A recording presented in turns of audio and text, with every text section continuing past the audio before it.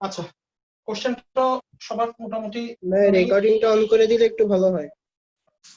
Recording আজকে on একটু দেরি হবে, আমার প্রিভিয়াস রেকর্ডিং ক্লিয়ার করতে হবে তো। অন করা হয়েছে, রেকর্ডিং হচ্ছে, আমার ওটা নিয়ে ভাবতে হবে না। দেখো সবাই, ফার্স্ট অফ অল আমাদের প্রথম কোশ্চেন ছিল যে এইখানে কি পরিমাণ ক্যালসিয়াম ক্লোরাইড যোগ করলে ক্যালসিয়াম ফ্লোরাইডের অধক্ষেপ পড়বে, এই হচ্ছে আমাদের কোশ্চেন। আমাদের এখানে ক্যালসিয়াম ফ্লোরাইডের কেএসপি দেওয়া আছে। এখন দেখো তাহলে অধক্ষেপ পড়ার জন্য আমার কন্ডিশনটা কি, কেআইপি এর মান কেএসপি কে ক্রস করতে হবে। আমরা যেহেতু মিনিমাম বলছি তার মানে কেআইপি আর কেএসপি সমান ধরে, তাহলে আমি তোমাদের শর্টে সলভ করে দিই, বাকিটা আশা করি সবার বোঝা আছে। তাহলে আমি যদি এটার কেএসপির ইকুয়েশন লিখি তাহলে ডেফিনেটলি আমার এইটা আসবে, ক্যালসিয়াম 2+ এর ঘনমাত্রা ইনটু F- এর ঘনমাত্রার বর্গ। আশা করি এতদিনে বুঝে গেছে। জানি না কি এইটার ভ্যালু একটু মাইকটা অফ করো, দেন এইটার ভ্যালু ইকুয়াল টু এত। নেক্সট জাস্ট মেইন ফোকাস হচ্ছে, দেখো আমার এই লাইনটা, আমার কোশ্চেন ছিল কতটুকু ক্যালসিয়াম ক্লোরাইড যোগ করলে ক্যালসিয়াম ফ্লোরাইডের অধক্ষেপ পড়বে। তাহলে মেইন কথা হচ্ছে তোমাকে বারবার বলতেছে অধক্ষেপের অঙ্কগুলোতে জাস্ট অধক্ষেপের উপর ফোকাস করো। তাহলে ক্যালসিয়াম ফ্লোরাইডের অধক্ষেপ পড়ার জন্য আমার কেআইপি এর ইকুয়েশন বের করতে হবে। আর কেআইপি এর ইকুয়েশনটা কি হবে, কেএসপি যেটা ইকুয়েশন সেটাই কেআইপি এর ইকুয়েশন, জাস্ট এতটুকু মাথায় রাখবে। এখন আমার জাস্ট লাগবে, দেখা লাগবে যে এই দুইটার মধ্যে কোনটার ভ্যালু দেওয়া আছে কোনটার ভ্যালু দেওয়া নেই। খেয়াল করো, বেরিয়াম ফ্লোরাইডের ঘনমাত্রা বলা আছে, একটা ফ্লোরাইড ডেফিনেটলি দুইটা ফ্লোরিন দিবে, তার মানে এইখান থেকে ফ্লোরাইডের ঘনমাত্রা আমরা কত লিখতে পারি, 0.002।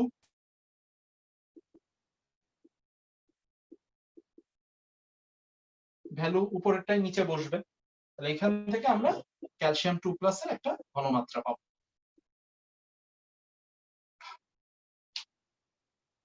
ফোর ইন্টু 10⁻⁻6, তাহলে 3 ইন্টু 10⁻⁻3,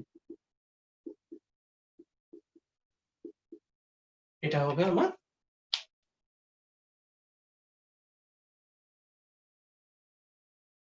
ক্যালসিয়াম 2+ এর ঘনমাত্রা। এখন আসুন, আমার কোশ্চেন করছে কত গ্রাম, ক্যালসিয়াম 2+ এর ঘনমাত্রা থেকে তোমাকে ক্যালসিয়াম ক্লোরাইডের জাস্ট ভরটা বের করতে হবে। এখন দেখো এইটুকু আমি খালি এক্সট্রা দিছি, তাহলে এটা হচ্ছে আমার ক্যালসিয়াম 2+ এর ঘনমাত্রা। তাহলে এখান থেকে ক্যালসিয়াম ক্লোরাইডের ভর বের করা মোটামুটি মুখে মুখে করা যাওয়ার কথা। একটা একটা করে আসি, তোমরা এই ফর্মুলা অ্যাপ্লাই করতে পারো,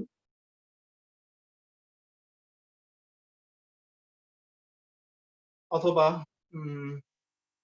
এটা অ্যাপ্লাই করি, আর এখান থেকে ভর বের করতে পারো, বাট এটা অ্যাপ্লাই করলে সব। এই ফর্মুলা আশা করি সবাই জানো, এটা মোলারিটি, এটা ভর, আণবিক ভর, আয়তন। স্ক্রিন আটকাচ্ছে না? আটকাচ্ছে না। এখান থেকে আমরা ডাব্লুটা বের করব, তাহলে একটা একটা করে মান বসাই।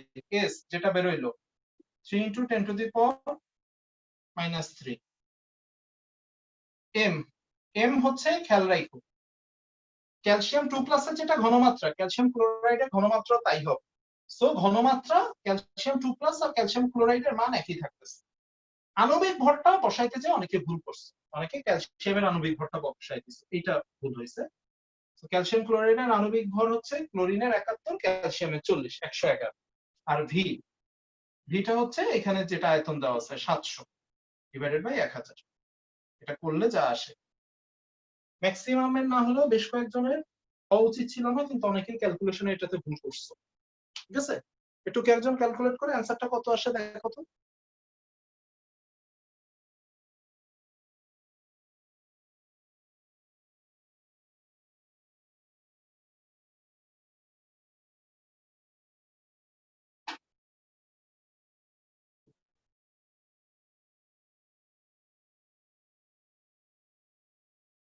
কত আসছে?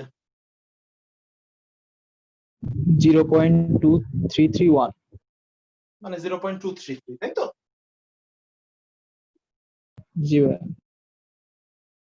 খাতা তো সবার নিজ ফেসবুক আইডিতেই আছে, মিলাই নিও। আমি আজকে সবারটা আবার দেখে আজকে রাতে আবার রিব্যাক দিয়ে দিই। কয়েকজনটা বাকি আছে। কেউ কোনো কোশ্চেন করবা?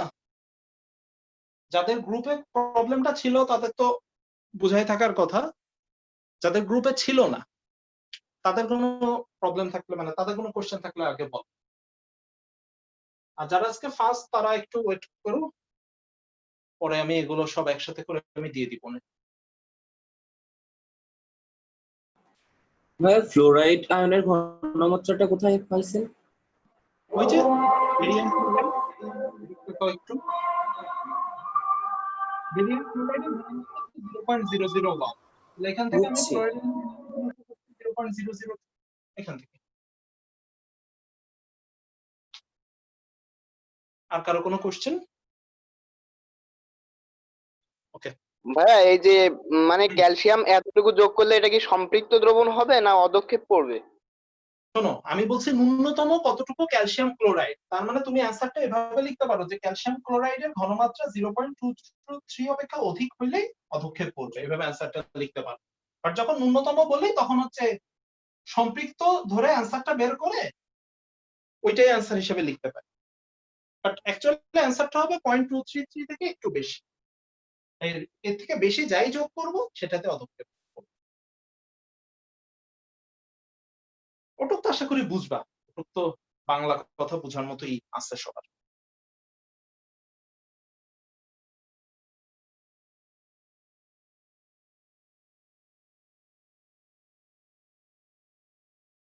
আর কারো কোনো কোশ্চেন নেই তাই তো? তাহলে এইটুকু আমি মুছে দিই।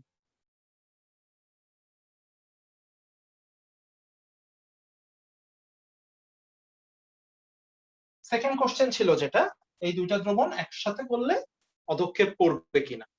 আচ্ছা, আমি কেএসপির মানটা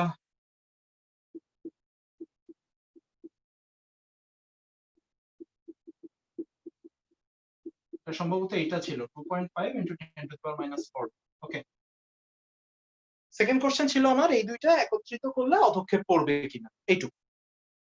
এখন আসো, প্রথম কোশ্চেন হচ্ছে অধক্ষেপ পড়বে কি পড়বে না, এটার জন্য আমাদের কি বের করতে হয়? কেআইপি। কার বের করতে হয়? যার কেএসপি দেওয়া আছে। কিভাবে বের করতে হয়? কেএসপি যেটা ইকুয়েশন, কেআইপির ইকুয়েশন তাই হবে। অর্থাৎ যখনই আমাকে বলতেছে অধক্ষেপ পড়বে কিনা, চোখ কান নাক বন্ধ করে এইটা হয়ে যাবে আমার ইকুয়েশন। এতটুকু পর্যন্ত মনে হচ্ছে সবার আইডিয়া হয়ে যাওয়ার কথা। এইটুক মনে হয় আর কারো কোনো প্রবলেম নাই। এখন নেক্সট তোমরা খুঁজে বের করো এই দুইটা মান আমার কই কই দেওয়া আছে। ঠিক আছে, প্রথম কোশ্চেন, আমি Fe3+ এর মান দিইনি, ঘনমাত্রা দিইনি। আমি ঘনমাত্রা দিছি কার দেখো তো, S2- এর। S2- এর ঘনমাত্রা থেকে তোমাকে Fe3+ এর ঘনমাত্রা বাইর করতে হবে। খুব একটা না পারার মতো কোনো ব্যাপার হওয়ার কথা না। নরমালি চিন্তা করো, এটা যদি আয়নিত হইতো তাহলে এটা কেমনে আয়নিত হইতো? এইভাবে। Fe2S3 যদি আয়নিত হইতো তাহলে Fe2S3 এইভাবে আয়নিত হইতো। ওকে, আমাদের এখন রিভার্স ক্যালকুলেশন করতে হবে। রিভার্স ক্যালকুলেশন মানে নরমালি আমি এইটা দিয়ে দিই, আমার আঙ্গুলটা নোটিস করো, এই দুইটা বের করো। এখন হয়ে গেছে আমার উল্টা, আমি এইটা কত জানি না, আমি শুধু এইটা জানি আর আমার বের করতে হবে এইটা। তাহলে খুব সিম্পল হিসাব, তুমি দুই ভাবে লিখতে পারো, তুমি মিলাই মিলাই লিখতে পারো। এইটার ঘনমাত্রা মনে করো থ্রাইস এক্স, তার মানে এইটার ঘনমাত্রা ডেফিনিটলি 2x হবে যদি এইটার ঘনমাত্রা আমি x। ঠিক আছে, থ্রাইস এক্স এর মান জানি, আমার লাগবে টুয়াইস এক্স এর মান। আমি জানি থ্রাইস এক্স ইকুয়াল টু 4 × 10⁻³ তাহলে টুয়াইস এক্স ইকুয়াল টু কত হবে? একবারে লিখে দিই 8/3 × 10⁻³ এই টুয়াইস এক্সটাই কি দেখো তো, এই টুয়াইস এক্সটাই হচ্ছে আমার এই দ্রবণে, আমার আঙ্গুলটা নোটিস করো, এই দ্রবণে Fe3+ এর ঘনমাত্রা।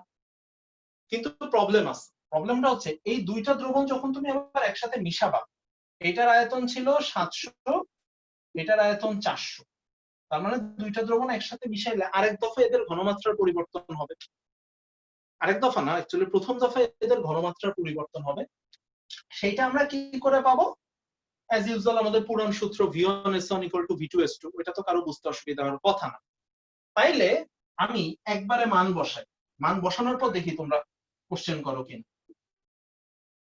মার্কারের কি হইলো কে জানে।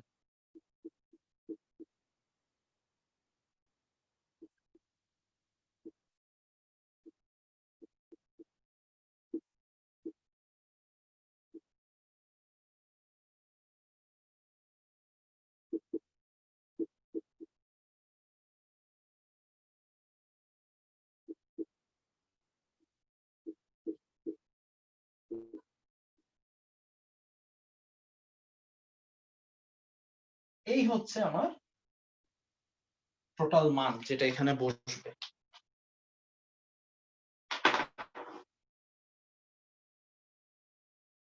এটা বসানোর পর এখন যা আসবে সেটা কেএসপি থেকে বড় হলে অধক্ষেপ পড়বে, ধরে নাও বড় হবে। কথা হচ্ছে এই যে দুইটা মান আমি বসালাম, এই মান বসানো বুঝলে কিনা।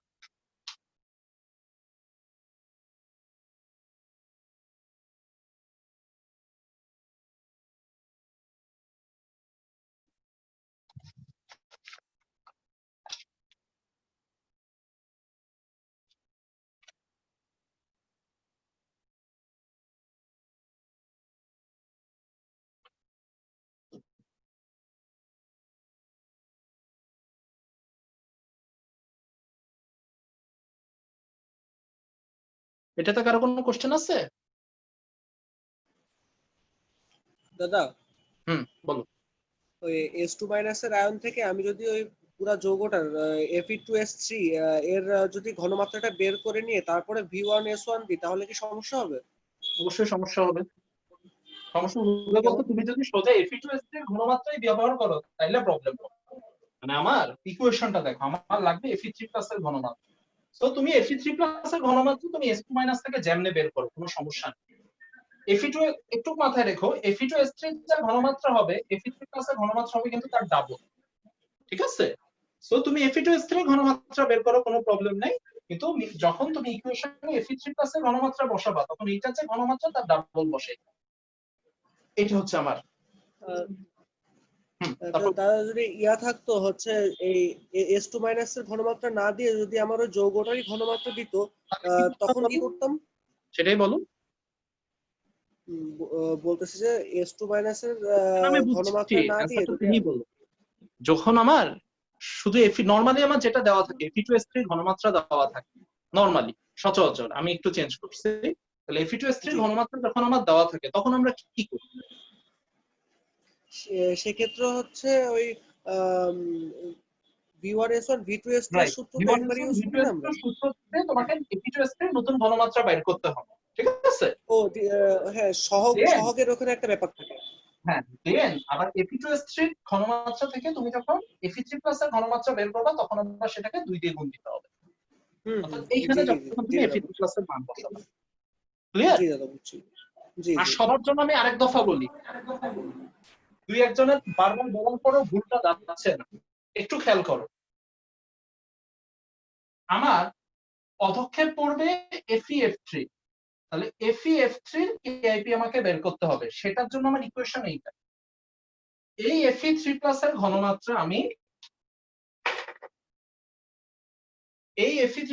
ঘনমাত্রা আমি পাবো হচ্ছে Fe2S3 থেকে।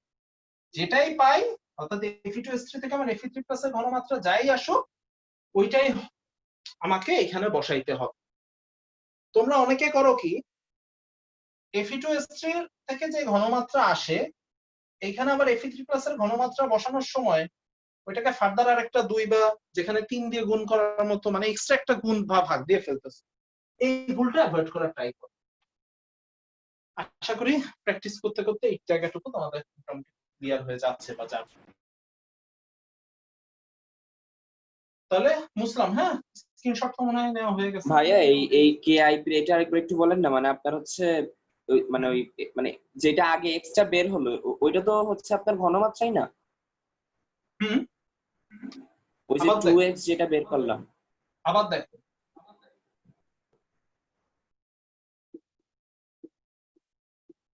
নরমালি আমরা কি করতাম, কথার কথা এটার ঘনমাত্রা যদি আমরা 4 × 10⁻³ থাকতো তাহলে আমরা এটার ঘনমাত্রা লিখতাম 8 × 10⁻³ এটার ঘনমাত্রা লিখতাম 12 × 10⁻³ তাই তো? দেন আমি যখন এখানে মান বসাইতাম Fe3+ এর, তখন আমি 8 × 10⁻³ বসাইতাম, আর এই 400 আর 1100 তো V1, এটা হচ্ছে আমার S1, 400 হচ্ছে V1, 1100 V2, এটা তো জানোই। দুইটা পাত্র এক করলে আমার নতুন ঘনমাত্রা বের করার জন্য। তো মেইন কথা হচ্ছে আমার Fe2S3 ঘনমাত্রা 4 × 10⁻³ থাকলে আমাকে Fe3+ এর ঘনমাত্রা 8 × 10⁻³ বসাইতে হইতো, মানে আয়তনের পরিবর্তনের জন্য ঘনমাত্রা চেঞ্জ বাদ দিয়ে। এটা তো ক্লিয়ার সবার কাছে?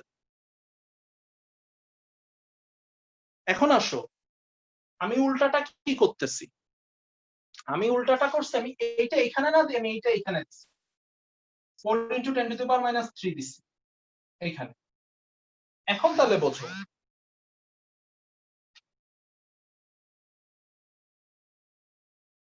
এখন তাইলে বোঝো, এটা যদি 4 × 10⁻³ হয় তাহলে এইটা কত? খুব সিম্পল ব্যাপার, এটা যখন 1 ছিল এটা তখন 3 ছিল, তাহলে এটা যখন যা হবে এটা তার 4 ভাগের মানে 3 ভাগের 1 ভাগ হবে, তাহলে এটার ঘনমাত্রা দাঁড়াচ্ছে 4/3 × 10⁻³। আর এটার ঘনমাত্রা যা, এটার ঘনমাত্রা হবে তার ডাবল, তাহলে এটার ঘনমাত্রা দাঁড়াচ্ছে 8/3 × 10⁻³। এভাবে চিন্তা করতে পারো, তোমার যেভাবে সুবিধা আর কি। আর কোনো কনফিউশন থাকলে বল।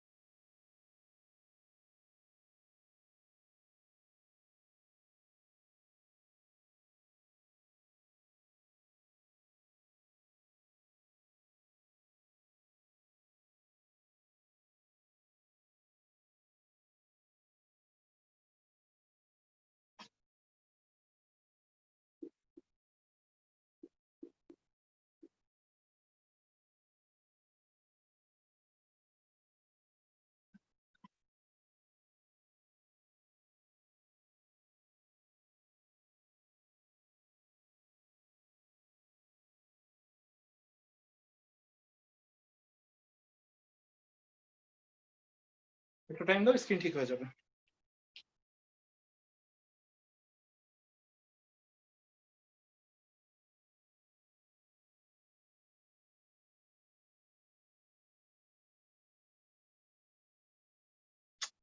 এত টাইম নেয় ওরা স্ক্রিন সেট করতে।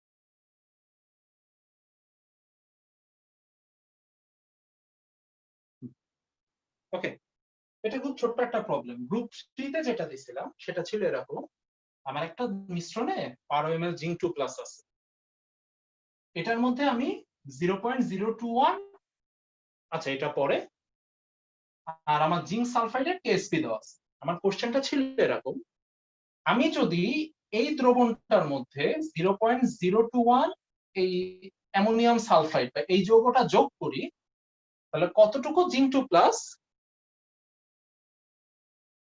তাহলে কতটুকু জিঙ্ক 2+ আমার অধঃক্ষিপ্ত না হয়ে থেকে যাবে। মানে সোজা বাংলা আরো ইজি করে বলি তোমাদের, তোমাদের দেখো আমি যখন ক্লাস নিয়েছিলাম এটা বলছিলাম, এই অধঃক্ষিপ্ত না হয়ে থেকে যাবে, অর তোমার আরেকটা জানি কি ল্যাঙ্গুয়েজ বলছিলাম তখন, আমি তো নিজেই গেলাম ভুলে। যাই হোক, এই যে অধঃক্ষিপ্ত না হয়ে থেকে যাবে, এই ধরনের ল্যাঙ্গুয়েজ গুলো আসলে বাই ডিফল্ট এটা মিনিং বুঝে নিবা যে এইটা কোন অবস্থা পর্যন্ত আমার সম্পৃক্ত অবস্থায় আছে। এখন দেখো এখান থেকে যদি আমরা পরের লাইন লিখি,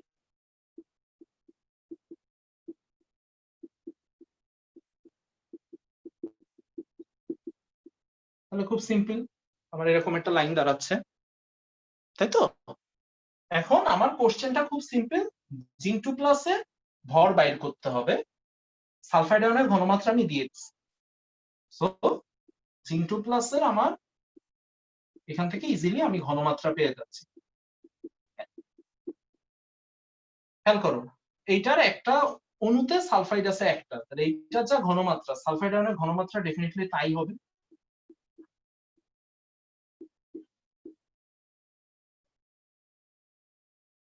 এখন দেখো জিঙ্ক 2+ এর ঘনমাত্রা বের হয়ে গেলে তোমাদের পরবর্তী কাজ হবে ওই যে একটু আগে যেটা দেখলাম, চাইলে কেউ মোলে বের করে রাখতে পারো, বাট পরিমাণ বললে যদি তোমার ভর বের করার সুযোগ থাকে তাহলে ভর বের করো, তাইলে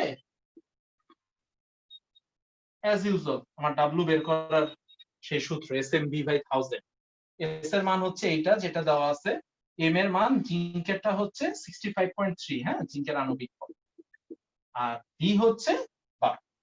এই তিনটা মান জাস্ট বসাইলে এখান থেকে তুমি ডাব্লুটা পেয়ে যাচ্ছ। কেউ একটু ক্যালকুলেট করে আমাকে অ্যান্সারটা বলবে।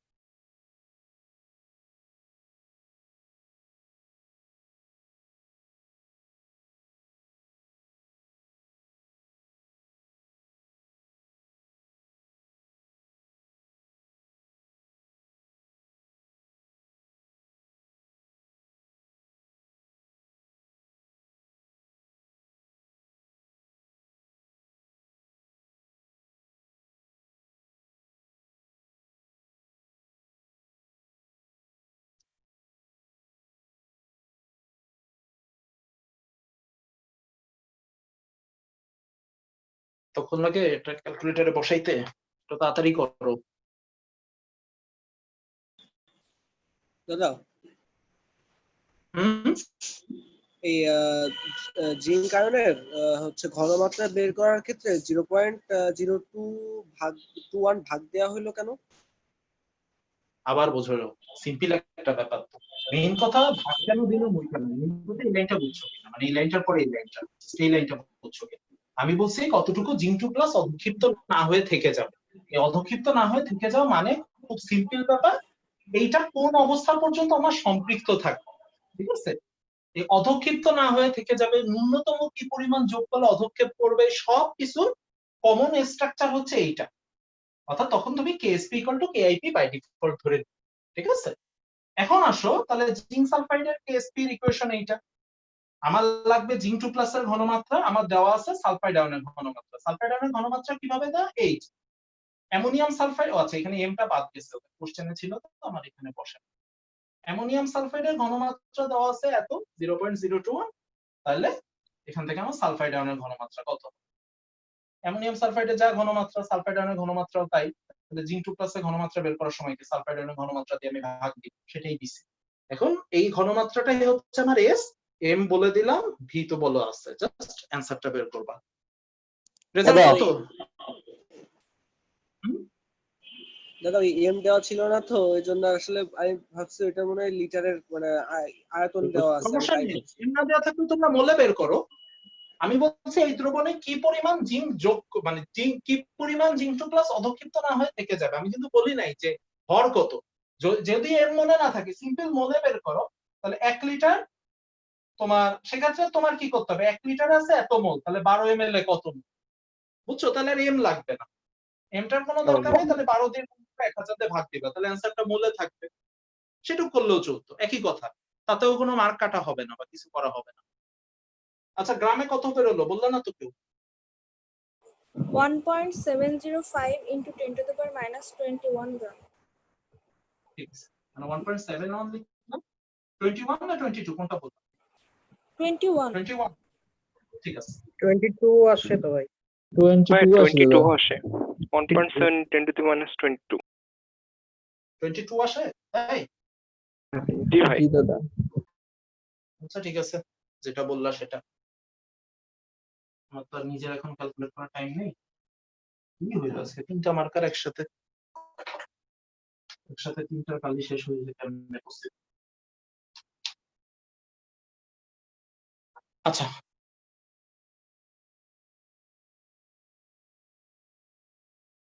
ঠিক আছে। আর গ্রুপ 5 এ যেটা দিছিলাম ওইটাই মোটামুটি আমি সবচেয়ে সহজ দিছিলাম, সেটা হচ্ছে বর্ণালী নিয়ে ছিল।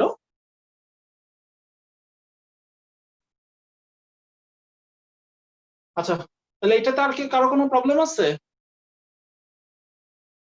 আশা করি নাই, থাকার কথাও না, মুছে দিলাম। Last one, group 5। গ্রুপ 5 এ যেটা দিছিলাম সেটা ছিল এরকম, সোজা বাংলা একটা হাইড্রোজেন পরমাণু, ইলেকট্রন কোথায় দিয়েছিলাম, ধরো একটা সেকেন্ড একটু টাইম দাও, কোশ্চেনটা দেখে নিই।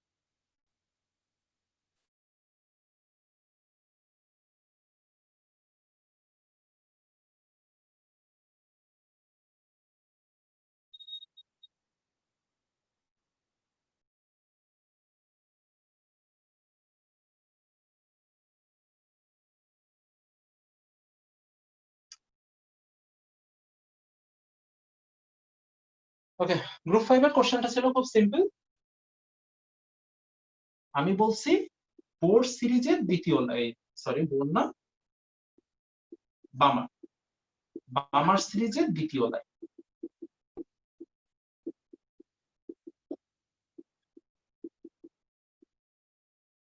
এইটুক হচ্ছে আমার কোশ্চেন, মানে এইটুক হচ্ছে আমার কোশ্চেনে বোঝার জায়গা। আমি বলছি বামার সিরিজের দ্বিতীয় লাইন থেকে এই ইলেকট্রনটা এখানে তার এই পজিশনে আসলে, তাহলে ইলেকট্রনটা এখন আছে কই, প্রথম কক্ষপথে। আমি বলতেছি বামার সিরিজের দ্বিতীয় লাইন থেকে ইলেকট্রনটা যদি প্রথম কক্ষপথে আসে, তাহলে তরঙ্গ দৈর্ঘ্য, তরঙ্গ সংখ্যা, শক্তি যা যা আছে সেগুলো বের করো। তাহলে মেইন কথা কি এখানে আমার n1 আর n2 এর মান কত।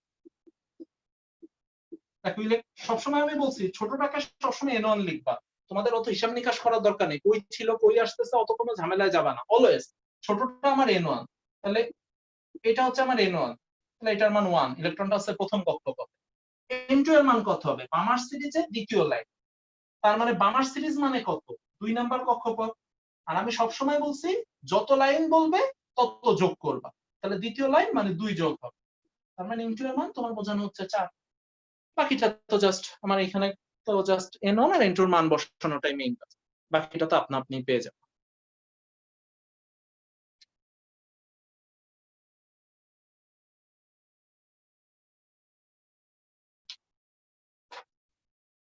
তার কোনো কোশ্চেন থাকলে বল।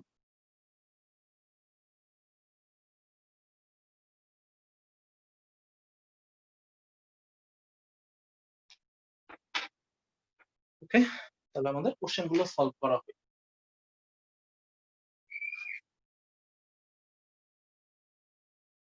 এখন আগের দিন তো আমরা ক্রম বুঝাইছিলাম, ওকে, তাহলে কোশ্চেন সলভ হয়ে গেল।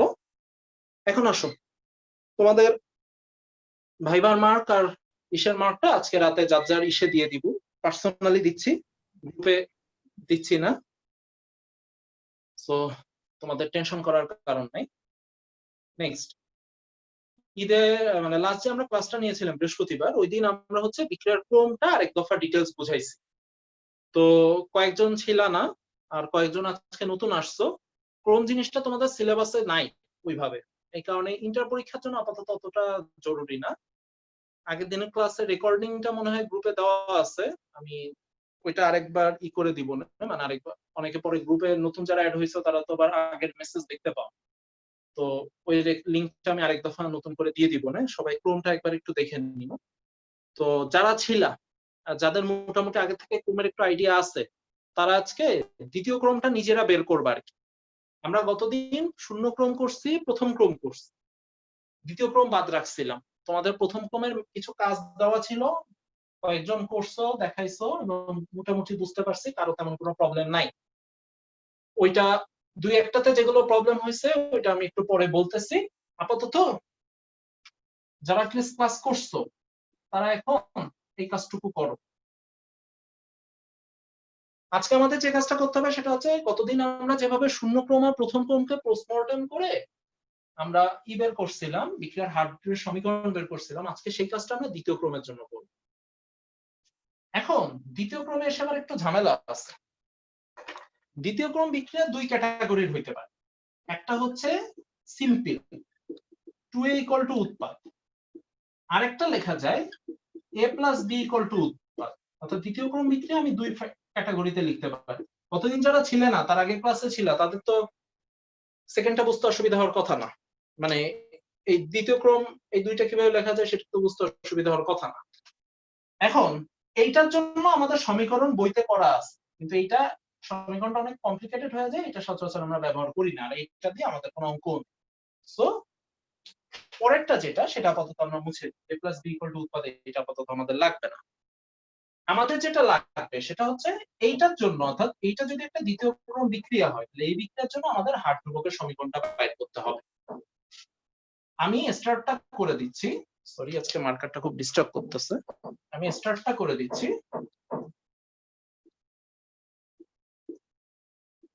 এটা হচ্ছে শুরুর ঘনমাত্রা, এটা কিন্তু মোল সংখ্যা না, হ্যাঁ এটা মোলারিটি।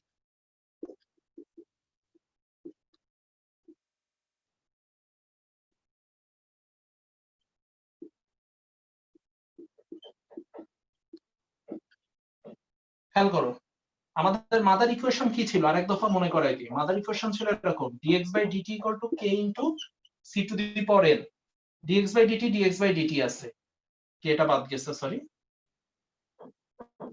তাহলে dx/dt = k * c⁴n, dx/dt dx/dt এর মতো বসালাম, k এর মতো বসলো।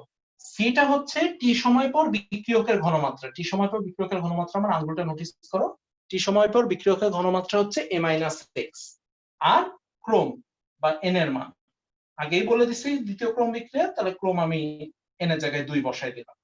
এখন তোমাদের যেটা করতে হবে সেটা হলো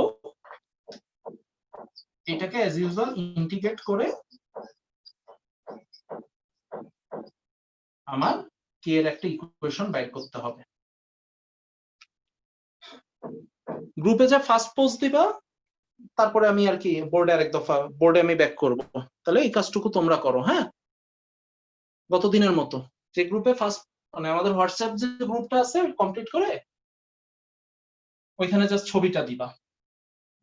ফার্স্ট কেউ পোস্ট দিলে তারটা যদি ঠিক হয় তাহলে আর বাকিদের দেওয়ার দরকার নেই, আমি বোর্ডে ব্যাক করতেছি, করো।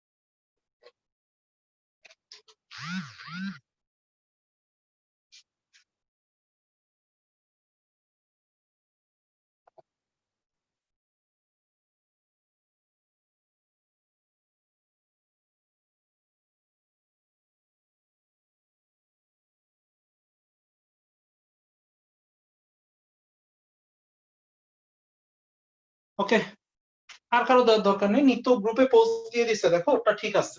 ঠিক আছে, তাহলে তোমাদের আর কষ্ট করে কারো করার দরকার, মানে আর কারো গ্রুপে দেওয়ার দরকার নেই, জাস্ট যদি নিজেরটা মিলে থাকে তাহলে মিলাও, আমি এখানে বাকিটা করে দিচ্ছি। তাহলে দেখো ইন্টিগ্রেশন আমি বলতে যাব না, ইন্টিগ্রেশন তোমাদের জানার কথা।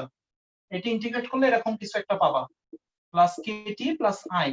আই এর মান বের করার টেকনিক তো আশা করি মনে আছে। যখন টি ইকুয়াল টু 0, আই এর মান বের করার টেকনিক আজীবন এইটা, T equal to 0, X equal to 0 বসাইলে আই এর মান পেয়ে যাবে। টি এর জায়গায় 0 বসালে, এক্স এর জায়গায় 0 বসালে আমরা আই এর মান পাচ্ছি 1/a। তাহলে আই এর মান যদি আমরা এখানে 1/a বসাই, তাহলে আমার আসতেছে হচ্ছে 1/a - x সমান kt প্লাস 1/a। এখান থেকে আমরা kt ইকুয়াল টু পাচ্ছি x divided by a into a minus x। এটা হচ্ছে আমার দ্বিতীয় ক্রমের হার ধ্রুবকের সমীকরণ। একসাথে আমরা অর্ধায়টা বের করে ফেলি। যখন t equal to t half, x equal to a/2, as usual আগের টেকনিক, t এর জায়গায় t হাফ লিখো, x এর জায়গায় a/2 লিখো।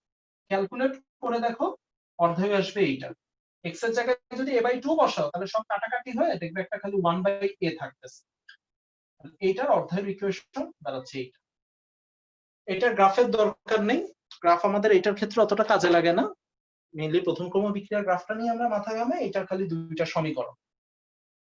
তোমাদের মনে হয় 9 নম্বর পর্যন্ত করতে দেওয়া ছিল, এর 9 বা 10, এরপরে 3টা প্রবলেম হচ্ছে দ্বিতীয় ক্রম নিয়ে। জাস্ট এই দুইটা ইকুয়েশনে মান বসালে সরাসরি অ্যান্সার পেয়ে যাবে।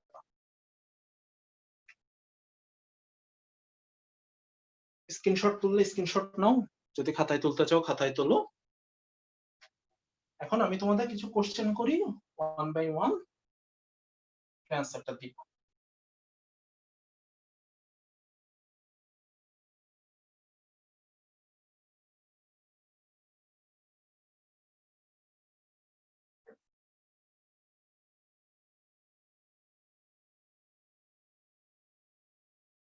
সমুদ্র আসো?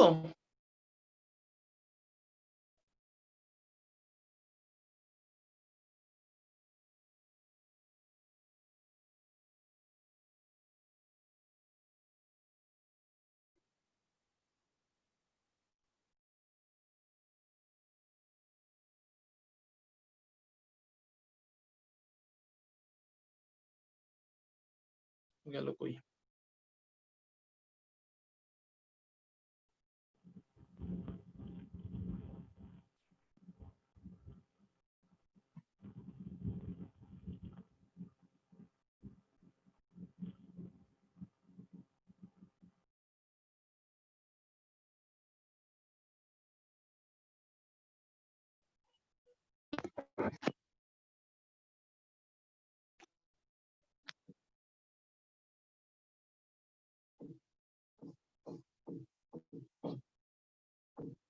আচ্ছা,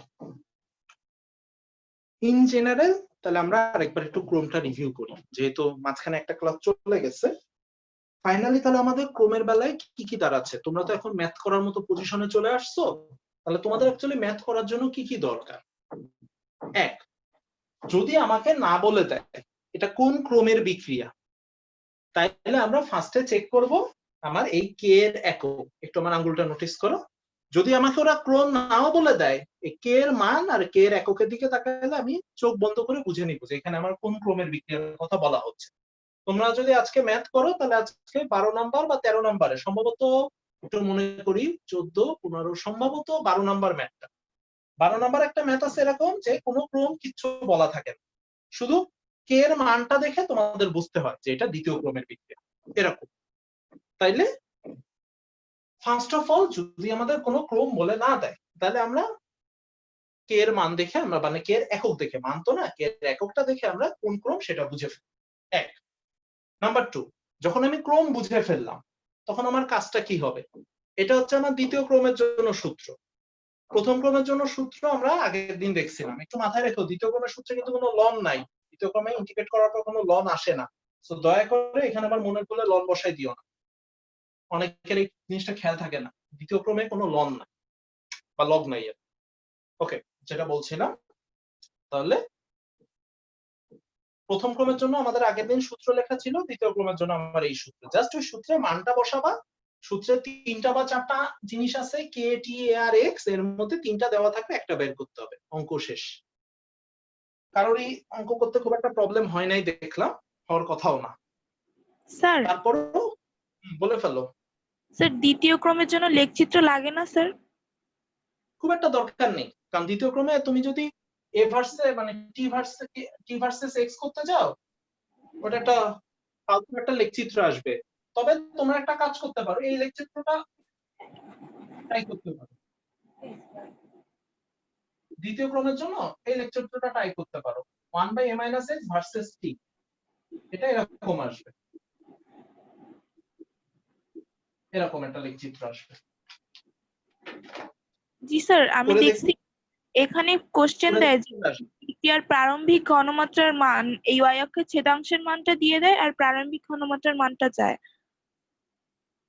y অক্ষের ছেদাংশের মানটা দিয়ে দেয়, প্রারম্ভিক ঘনমাত্রার মানটা চায়, তাহলে প্রারম্ভিক y অক্ষের ছেদাংশের ঘনমাত্রার বিপরীত প্রারম্ভিক ঘনমাত্রা। দেখো y অক্ষ থেকে কতটুকু ছেদ করবে c, এটাকে আমরা ধরতেছি y, এটি হচ্ছে আমার mx, আর y অক্ষ থেকে খণ্ডিত অংশ কত 1/a। তাহলে আমাকে যদি এই মানটুকু দিয়ে দেয়, এটা হচ্ছে আমার 1/a এর মান দিয়ে দিচ্ছে, তাহলে এ কত হবে, মানটার উল্টা। ক্লিয়ার হয়েছে? জি স্যার। Okay, thank you. শোনো, আবার বলতেছে দ্বিতীয় ক্রমটা নিয়ে তোমাদের অত চিন্তা না করলেও চলবে, সচরাচর দ্বিতীয় ক্রম থেকে আমাদের কোনো কোশ্চেন হয় না, বিকজ এটা এখন আমাদের বোর্ড সিলেবাসে নাই। কিন্তু প্রথম ক্রম থেকে কোশ্চেন হবে 100%, বিকজ প্রথম ক্রম তোমাদের কেমিস্ট্রি সিলেবাসে না থাকলেও ফিজিক্সের সিলেবাসে আছে।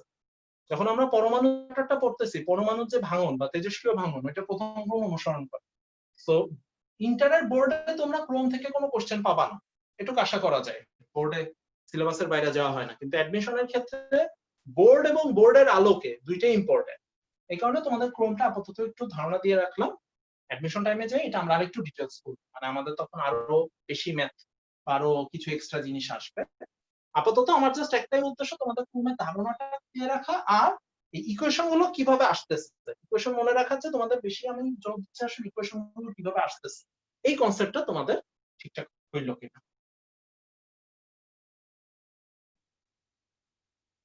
ওকে, তাহলে আমাদের আপাতত ক্রম চেঞ্জ শেষ। আচ্ছা, তৃতীয় ক্রম আমাদের সিলেবাসে নাই, সিলেবাসে বলতে তৃতীয় ক্রম কোনো জায়গাতেই নাই। তৃতীয় ক্রম দিকটা এক্সিস্ট করে হাতে মাত্র একটা বা দুইটা কেস, মানে একটা দুইটা না, মানে কয়েকটা কেসে। আমাদের ক্রম শূন্য, প্রথম আর দ্বিতীয়, প্রথম ক্রমটা তোমাদের ভালো মতো করতে হবে। এই এখন আসো আমাদের গতিবিদ্যার আমরা শেষ পার্টে চলে আসছি। আমাদের আজকের মেইনলি যেটা টপিক, এখন যারা মোটামুটি নতুন পুরানো যাই আছো, এখন এইখান থেকে মোটামুটি সবাই ই করো, এখন যে টপিকটা শুরু হচ্ছে এইটা জন্য আমাদের কোনো প্রিভিয়াস কোনো লেকচারে কোনো ফলো আপ বা কিছু লাগবে না, এটা পুরোপুরি নতুন। তাহলে দেখো আমাদের এই চ্যাপ্টারে আমাদের বেসিক্যালি কত দূর পর্যন্ত আগাইছি। 1 বিক্রিয়ার হার, 2 বিক্রিয়ার হার, মানে আমরা বেসিক্যালি শুরু থেকে এই পর্যন্ত বিক্রিয়ার হার কি কি ওয়েতে বাইর করা যায়, আমরা বেসিক্যালি বিক্রিয়ার হারটা শিখছি, মানে বিক্রিয়ার হার বের করা শিখছি। আমাদের আজকের যেটা টপিক সেটা হচ্ছে বিক্রিয়ার হারের উপর বিভিন্ন নিয়ামকের প্রভাব।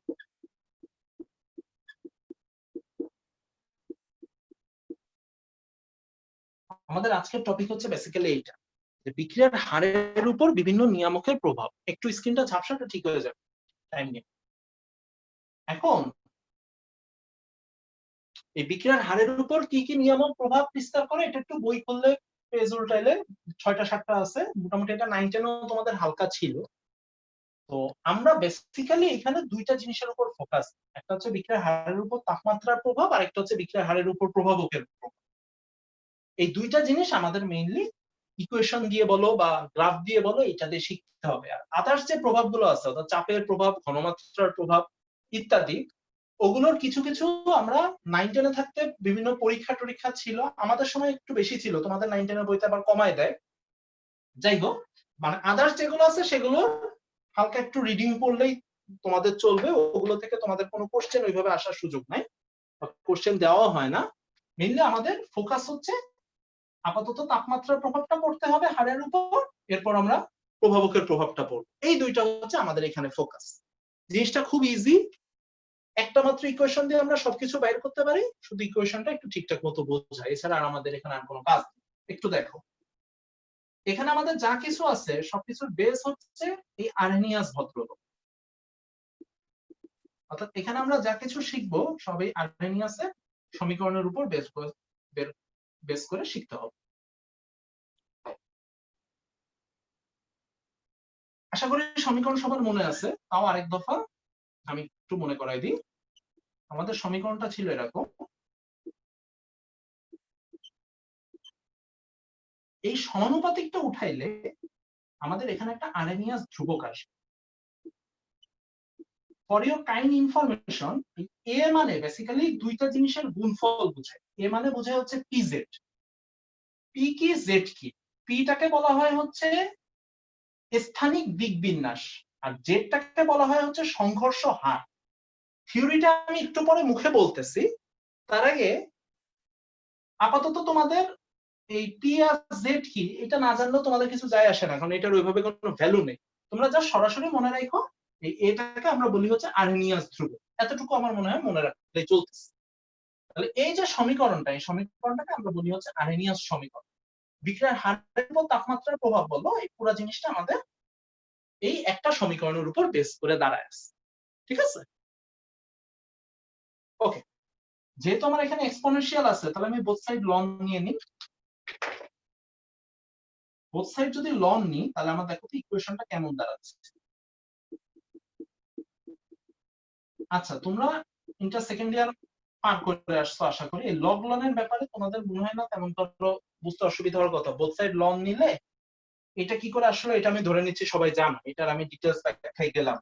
এখন আমাদের অ্যাজ ইউজুয়াল গ্রাফ আঁকতে হবে। তাহলে দেখো এটাকে আমি ধরলাম ওয়াই, এটাকে আমি ধরলাম এম, এটাকে আমি ধরলাম এক্স, এটাকে আমি ধরলাম সি।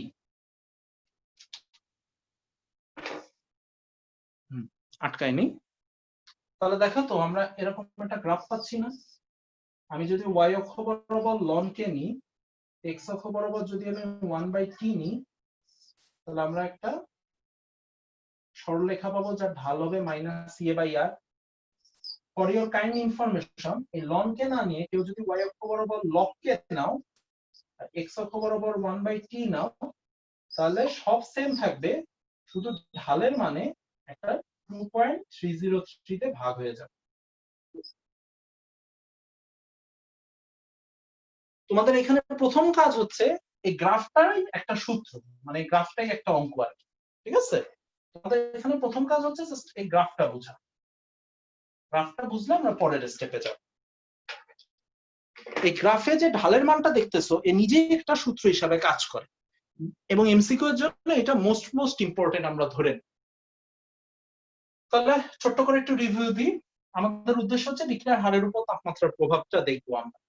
তার জন্য আমাদের ফার্স্টে যে জিনিসটা মুখস্থ রাখতে হবে সেটা হচ্ছে আমার আরহেনিয়াসের সমীকরণ। সমীকরণটা কেমন? k is proportional to e to the power minus a/r। আমি এখনো সবার পরিচয় দিইনি, পুরোটা প্রমাণ করে নিয়ে আমি দেন সবার পরিচয় দেবো এরকম চাচ্ছিলাম। তো আপাতত আমরা যে কাজটা করলাম, এই ইকুয়েশনটাকে আমরা ভাঙলাম, ভেঙে ফাইনালি আমরা এরকম একটা ইকুয়েশন পাইলাম। এই বক্সটা হচ্ছে আমার ইকুয়েশন, বুঝছো? নিচের লাইনটা আমি খালি লিখছি তোমাদের গ্রাফটা বোঝানোর জন্য। নিচের লাইনটা তোমাদের নিজেদের পরীক্ষার খাতায় কখনো লেখার দরকার নাই আর কি, নিজের বোঝার সুবিধা। তাহলে আমি যদি এখান থেকে লন কে ভার্সেস 1/t এর একটা গ্রাফ আঁকতে যাই, তাইলে আমার দেখো y equal to mx plus c একটা ফরম্যাট চলে আসতেছে, যেখানে m বা আমার ঢালের মান হচ্ছে -a/r। আর আমি তোমাদের আরেকটা বলতেছি, একটু কোশ্চেনে নোটিস করবা, লন কে দেওয়া নাকি লগ কে দেওয়া। লন কে দেওয়া থাকলে ঠিক আছে, লগ কে দেওয়া থাকলে আবার ঢালের মানে আবার এক্সট্রা একটা 2.303 দিয়ে ভাগ দিতে হবে। এটা আশা করি সবাই জানো। আমি আরেকবার একটু বলি, লন কে আমরা যদি লগে কনভার্ট করি তাহলে আমার একটা 2.303 দিয়ে মাল্টিপ্লাই করা লাগে। এই জন্য লন কেতে আমরা যখন লগ কেতে আসতেছি এই 2.303 টা দিয়ে ভাগ হয়ে যাচ্ছে। ভালো, ঠিক আছে। তাহলে এই গেল আমার ইনিশিয়াল একটা সমীকরণ। তাহলে কোশ্চেনটা কিভাবে আমি বলে দিই, এটা হচ্ছে উড়ান হাজারির ওই অধ্যায়ের একেবারে লাস্ট একটা কোশ্চেন পাবা, 16 নাম্বার কোশ্চেন। কোশ্চেনটা বলে দিচ্ছে এরকম, পরে বইয়ের সাথে মিলাই নিও, যে লক্কে ভার্সেস 1/t এই গ্রাফের ঢালের মান পাওয়া গেল -75। ইয়ে কত? ইয়ে মানে সক্রিয় শক্তি, তাহলে ই এর মান বের করতে হবে। এটা হচ্ছে ওইখানকার কোশ্চেন।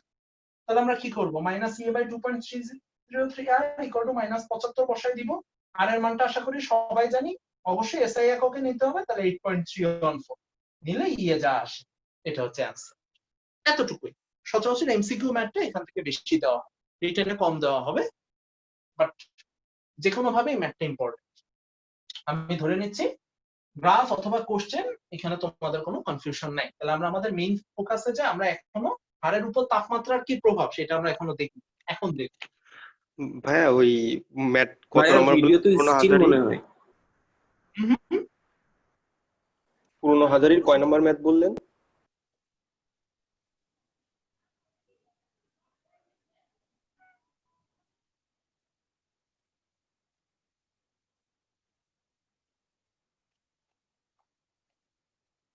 কোশ্চেনটা আরেকবার করবা?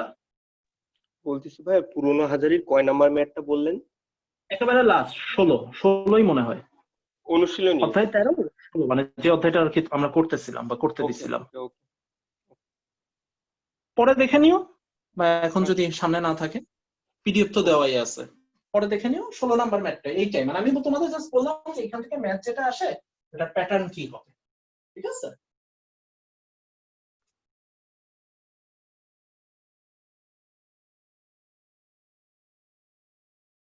ওকে, তাহলে আমরা আমাদের পিছে যাই। এখন শোনো, ধরে নিচ্ছি আমরা যে T1 তাপমাত্রায় আমার হাড় ধ্রুবকের মান হবে K1, T2 তাপমাত্রায় আমার হাড় ধ্রুবকের মান হবে K2। আপাতত আমি ধরে নিলাম। এখন আমরা যে কাজটা করব, T এর জায়গায় T1 আর K এর জায়গায় K1 এইটা খালি বসাবো।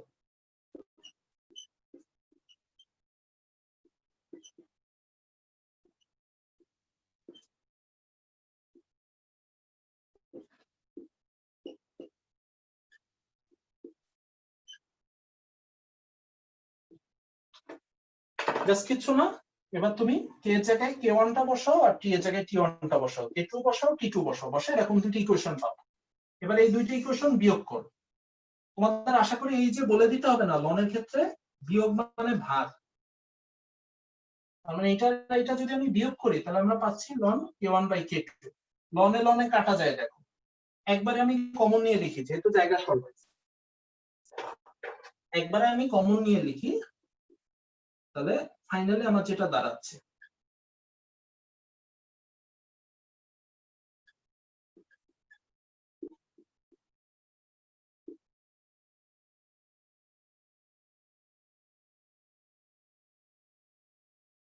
একবারে যদি আমি কমন নিয়ে লিখি তাহলে দেখো না ফাইনালি এরকম একটা ইকুয়েশন দাঁড়াচ্ছে, ln K1/K2 = -a/r into 1/T1 - 1/T2। কারো বুঝতে অসুবিধা হওয়ার কথা না, আমি পুরোটাই ভেঙে লিখছি। আটকা পড়তেছে স্ক্রিনে? আটকা পড়তেছে না দাদা, কেউ মনে হয় ওয়েটিং রুমে আছে। আরেকবার বলো। ওই একজন ঢুকতেছে। আচ্ছা ঠিক আছে, এখন আসো জাস্ট খেয়াল করো, আমি মুখে মুখে বলি। এই মাইনাসটা আমরা বাইরে আনি, এই মাইনাসটা যদি আমি বাইরে আনি তাহলে খেয়াল করো লগ লনের আগে যা থাকে সেটা চলে যায় পাওয়ারে। এই মাইনাসটা যদি আমি বাইরে আনি তাহলে পরের লাইনে আমি ডেফিনেটলি এরকম লিখতে পারি, ln K2/K1 সমান a/r, ভিতরের টুকে যা আছে সরল করে দাও, তাহলে T2 T1 উপরে দাঁড়াচ্ছে T2 - T1। এই যে ফাইনাল লাইনে আমার যেটা আসলো,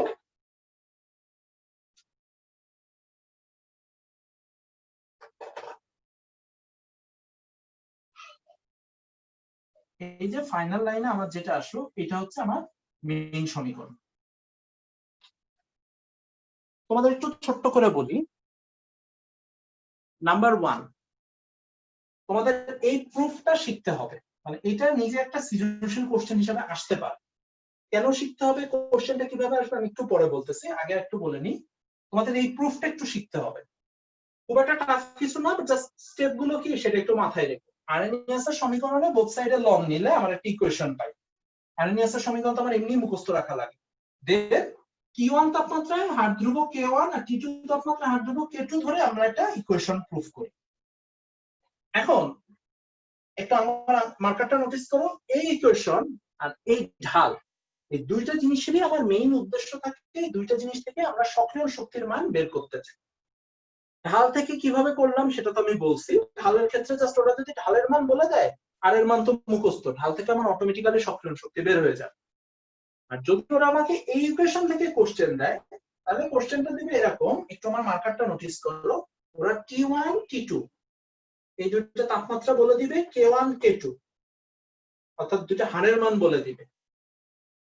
হারের মান তো মুখস্থ 8.314 ইয়ে বের হয়ে আসবে। এই হচ্ছে আমার সক্রিয় শক্তি বের করার মেইন ফর্মুলা। এবার আসো আমরা অ্যাকচুয়ালি এখানে বুঝতে চাচ্ছি না, আমাদের মেইন উদ্দেশ্য ছিল বিক্রিয়ার হারের উপর তাপমাত্রার প্রভাব, এই জিনিসটা আমরা পড়তে চাইছি। নাম্বার 1, আমাদের মেইনলি তাহলে কনসার্নটা হচ্ছে তাপমাত্রা বাড়াইলে হার বাড়বে নাকি কমবে, এটা আমরা বুঝবো। প্রভাব মানে তো জানে, বাড়াইলে বা কমাইলে কি হবে এটা জানো। তাহলে একটু ইকুয়েশনটা নোটিস করো, এদিক দেখো, T2 - T1, তার মানে T2 যদি T1 থেকে বড় হয়, T2 যদি T1 থেকে বড় হয় তাহলে K2 অবশ্যই K1 থেকে বড় হবে। কিভাবে বুঝলাম দেখো তো, T2 যদি T1 থেকে বড় হয় তাহলে আমার এই সাইড ধনাত্মক আসতেছে, একটু আমার আঙ্গুলটা নোটিস করো, এই যে এই সাইড, তাহলে এই সাইডে আমার ধনাত্মক আসতে হলে অবশ্যই K2 কে K1 থেকে বড় হইতে হবে। মনের পর জানো তো ভগ্নাংশ মানে ওভারঅল মান নেগেটিভ চলে আসছে, তার মানে আমার T2 যদি T1 থেকে বড় হয় তাহলে আমার K2 K1 থেকে বড় আসছে। তাহলে আমার এই যে বক্সটা বা এই যে ফাইনাল রেজাল্টটা, এই রেজাল্টটা আমাকে কি ডিসিশন দেয় যে তাপমাত্রা যদি আমি বৃদ্ধি করি, অর্থাৎ তাপমাত্রা যখন আমার বাড়তেছে তখন আমার হার বেড়ে গেছে। তাহলে ফাইনাল ডিসিশন হচ্ছে ম্যাথমেটিক্যালি আমরা এটা প্রুফ করলাম যে বিক্রিয়ার হারের উপর তাপমাত্রার প্রভাব হচ্ছে এটা, তাপমাত্রা বৃদ্ধি করলে বিক্রিয়ার হার বৃদ্ধি পায়। এই চ্যাপ্টারের অল ম্যাথমেটিক্যাল ফর্মুলা আমাদের ক্লোজ, আমাদের শেষ। আমাদের টোটাল এই চ্যাপ্টারের মোট ম্যাথমেটিক্যাল ফর্মুলা ছিল এইটা।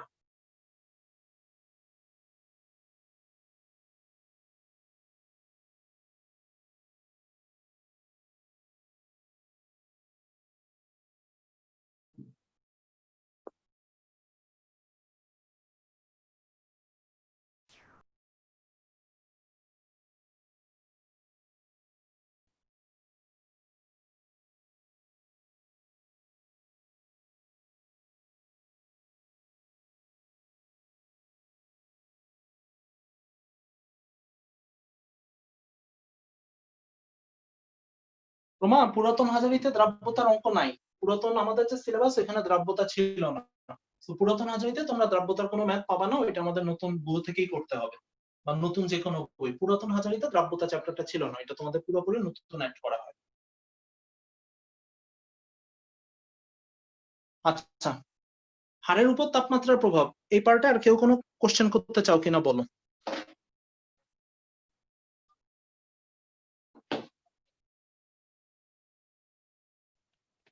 এখানে তাপ উৎপাদী তাপ হারি বিষয়টা ইয়ে নেই। এটা তো বলবোই, আমি বললাম এতটুকু পর্যন্ত, মানে এই যে ইকুয়েশনটা আমরা বাইর করলাম যে তাপমাত্রা বৃদ্ধি করলে বিক্রিয়ার হার বৃদ্ধি পায়, এতটুকুর মধ্যে কোনো কনফিউশন আছে? না না না। ওকে, আচ্ছা, তাপ উৎপাদী তাপ হারিটা ওইটা হচ্ছে আমাদের সক্রিয় শক্তির যে সংজ্ঞা, ওইখান থেকে যাইতে হবে, ওইটাও আমাদের খুব ভাইটাল, ওইটাও আমাদের লাগবে। তাহলে আপাতত আমাদের এখন পর্যন্ত অর্জন কি? আমাদের আপাতত এখন পর্যন্ত অর্জন হচ্ছে তাপমাত্রা বাড়াইলে বিক্রিয়ার হার বাড়ে, এটুকু আমরা মোটামুটি বুঝতে পারছি। ওকে, এখন আমরা দেখি যে আমার কোন ইকুয়েশনে কোনটা কি। K1 আর K2 বিক্রিয়ার হার ধ্রুবকের মান কখন? T1 আর T2 তাপমাত্রায়। দয়া করে T1 আর T2 কেলভিনে বসায়ও। অনেকে T1 আর T2 ডিগ্রি সেলসিয়াসে মান বসায় দাও, কিছু করার থাকে না। এটুকু অ্যাট লিস্ট জানি যে আমাদের কেমিস্ট্রিতে সব তাপমাত্রায় পরম তাপমাত্রা। দেন আর এর মানটা মুখস্থ 8.314, এইটা বসাইলে আমরা যে জিনিসটার মান পাচ্ছি সেটা হচ্ছে সক্রিয়ণ শক্তি। এখন আমাদের যদি কিছু বোঝা লাগে তাহলে আমাদের এই সক্রিয়ণ শক্তি জিনিসটা কি, এই জিনিসটা আমাদের একটু বোঝা লাগবে। এইটা বোঝার সাথে আমাদের আরো বেশ কিছু জিনিস অ্যাড আছে, যেমন তাপমাত্রার প্রভাব কেন বাড়তেছে কমতেছে এইটা, প্লাস প্রভাবকের প্রভাবও যখন আমরা পড়বো তখন আমাদের সক্রিয় শক্তিটা লাগবে। তাহলে আমি ধরে নিচ্ছি এই ইকুয়েশন যেভাবে প্রুফ করলাম সেটাতে তোমাদের কোনো কনফিউশন নেই। এখন আসো, আমি বলছিলাম এটা সৃজনশীল আসতে পারে। কোশ্চেনটা যদি তোমাদের এরকম দেয় যে বিক্রিয়ার হারের উপর তাপমাত্রার প্রভাব ব্যাখ্যা করো, আর বিক্রিয়ার হারের উপর দেখাও যে তাপমাত্রা বৃদ্ধি পেলে বিক্রিয়ার হার বৃদ্ধি পায়, এটা গাণিতিক ভাবে দেখাও, সেক্ষেত্রে তোমাদের এই ইকুয়েশনটা প্রুফ করে দিতে হবে। এই কোশ্চেনটা তোমার কোনো বোর্ডে এখন আসে নাই, বাট বিভিন্ন কলেজে 2-4 বার আসতে আমি দেখছি। সো বোর্ডেও 2-1 বার ওরা ইকুয়েশন দিয়ে দেয়। অনেক সময় দেখা যায় কি মাঝে মাঝে পাশের সংখ্যা বাড়ানোর জন্য ওরা ইকুয়েশন দিয়ে দেয় প্রুফ, ম্যাথ না দিয়ে। সো তোমরা একটু কষ্ট করে, আমি এখানে একটু প্রুফ লিখে রাখতেছি, তুমি একটু কষ্ট করে এটা প্রুফটা একটু মাথায় রেখো, সিম্পল একটা প্রুফ। এখন আমি দেখাই দিলাম, লাইফের কখনো না দেখলেও হয়তো পরীক্ষার খাতে নিজেরা মিলাই দিতে পারবে। অ্যাটলিস্ট এখানে তোমাদের মধ্যে অনেকেই আছে এটা পারবা, আমি জানি। তাহলে আমাদের ম্যাথ করার মতো সব সূত্র কমপ্লিট, ঠিক আছে? এখন আসো আমরা গ্রাফিক্যালি কিছু জিনিস আমাদের এখন একটু দেখতে হবে।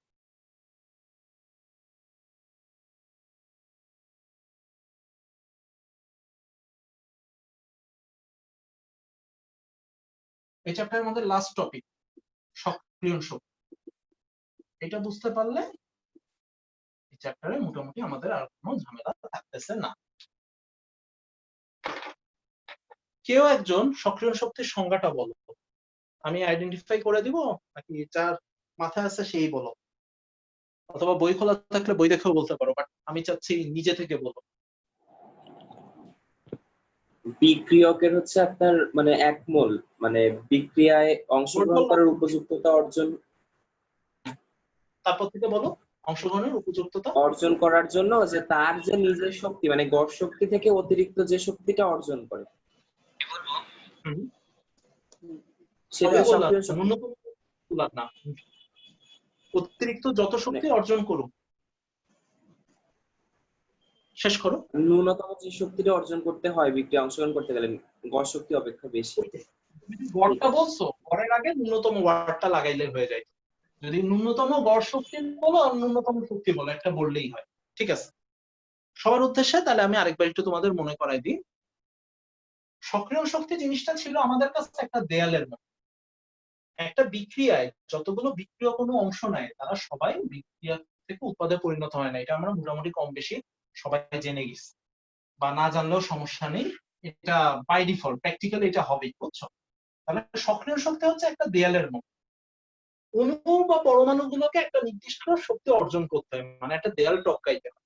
যারা ওই দেয়ালটা টপকায় তারা বিক্রিয়া অংশগ্রহণ করতে পারে, যারা পারে না তারা বিক্রিয়া অংশগ্রহণ করতে পারে না। খুব সিম্পল ওয়ার্ড। তাহলে সংখ্যাটা আমরা এমন ভাবে দিই যে ন্যূনতম পরিমাণ শক্তি অর্জন করে বিক্রিয় ক্রমসমূহ বিক্রিয়া অংশগ্রহণের উপযুক্ততা অর্জন করে, সেটাই হচ্ছে সক্রিয় শক্তি। এটা হচ্ছে আমার সংজ্ঞা।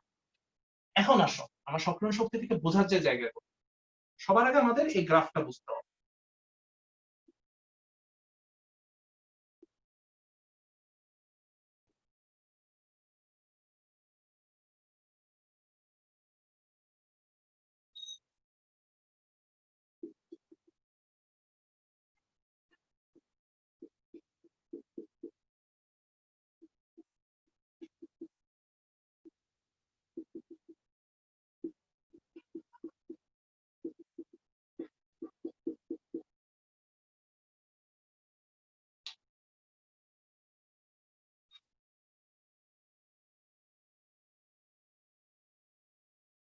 কে বলবা? অতন্দ্র আসো?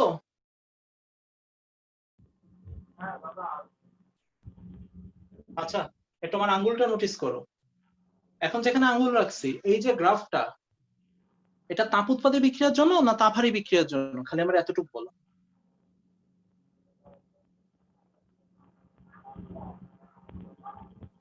তাপ উৎপাদীর ক্ষেত্রে এটা। আর লাগবে না, মাইক অফ করে ফেলো। সবাই দেখো, আগে আমরা একটু আগে যে সংজ্ঞাটা বলছি, তোমরা আগে সংজ্ঞাটা মিলাও। আমার মার্কারটা নোটিস করো, এই যে শক্তিটা, ঠিক আছে, এই শক্তিটা হচ্ছে বিক্রিয়কের গড় শক্তি।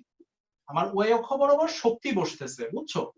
এক্স অক্ষ বরাবর কিছু না লিখলেও চলে, এক্স অক্ষটা বলি আমরা এখানে বিক্রিয়া অক্ষ। এই গ্রাফে এক্স অক্ষের কোনো কাজ নেই, সোজা বাংলা, বাট লিখো এক্স অক্ষ খালি রাখলে কেমন কেমন দেখায়। তাহলে একটু আবার মার্কারটা নোটিস করো, এইটা হচ্ছে আমার গড় শক্তি। কার? বিক্রিয়কের। এই হচ্ছে আমার বিক্রিয়া এখন শুরু হবে। বিক্রিয়া শুরু হওয়ার আগে বিক্রিয়ক অণুগুলো শক্তি অর্জন করতেছে। এখন এই হচ্ছে আমার সেই দেয়াল, এই বরাবর তুমি একটা দেয়াল এঁকে ফেলো, একটা লম্বা লাইন টানো, তাহলে সুন্দর মতো এটা একটা দেয়াল হয়ে যাবে। তাহলে এই হচ্ছে আমার বিক্রিয়কের বর্তমান শক্তি আছে, তাদের কি করতে হবে, এই দেয়ালটা টপকাইতে হবে, তাদের এই পরিমাণ শক্তি পাইতে হবে। যদি টপকাইতে পারে দেন যতটুকু সে শোষণ করছিল ওইটা আবার সে বর্জন করলে উৎপাদে পরিণত হবে। সো উৎপাদে পরিণত হওয়ার ক্ষেত্রে আবার সে যতটুকু শোষণ করতেছে সেটা আবার সে বর্জন করে ফেলতে পারবে, কিন্তু সেটা পরের কথা, তার আগে তাকে এতখানি দেয়াল টপকাইতে হচ্ছে। তাইলে আমার সক্রিয় শক্তি কতটুকু? অনেকে একটু ভুল করো, এই যে মানটা অর্থাৎ এই গ্রাফের এইখানে যে মানটা দেওয়া আছে এটাকে অনেকে সক্রিয় শক্তি ভেবে বসে, এটা কিন্তু আমার সক্রিয় শক্তি না। খেয়াল করো, আমি বলছি কতটুকু শক্তি অর্জন করতে হবে, তাহলে তার এতটুকু আছে, আমার আঙ্গুলটা নোটিস করো, এতটুকু তার আছে, এতটুকু তার অর্জন করতে হবে। তার মানে তার অ্যাকচুয়ালি মানে এখানে তার পৌঁছাইতে হবে, অর্জন না। তাহলে তার অ্যাকচুয়ালি অর্জন করতে হবে কতটুকু? এতটুকু, আমার আঙ্গুলটা নোটিস করো, এতটুকু পরিমাণ তার অর্জন করতে হবে। তাহলে আমার সক্রিয় শক্তির মান কত দাঁড়াচ্ছে দেখো তো। সক্রিয় শক্তি যদি ইয়ে হয় তাহলে আমরা এই গ্রাফ থেকে কি দেখতে পাই? সক্রিয় শক্তির মান দাঁড়াচ্ছে ইএক্স মাইনাস ইআর। এই গ্রাফটা তোমাদের জন্য কিন্তু মোস্ট ইম্পর্টেন্ট। হ্যাঁ, দুই ক্ষেত্রেই তাই, এই ক্ষেত্রেও তাকে এতটুকু অর্জন করতে হবে। তাহলে দুই ক্ষেত্রে আমার সক্রিয় শক্তি দাঁড়াচ্ছে এই ইএক্স মাইনাস ইআর। এটা গেল আমার সক্রিয় শক্তির মান, সংজ্ঞা থেকে বুঝে যাওয়া উচিত।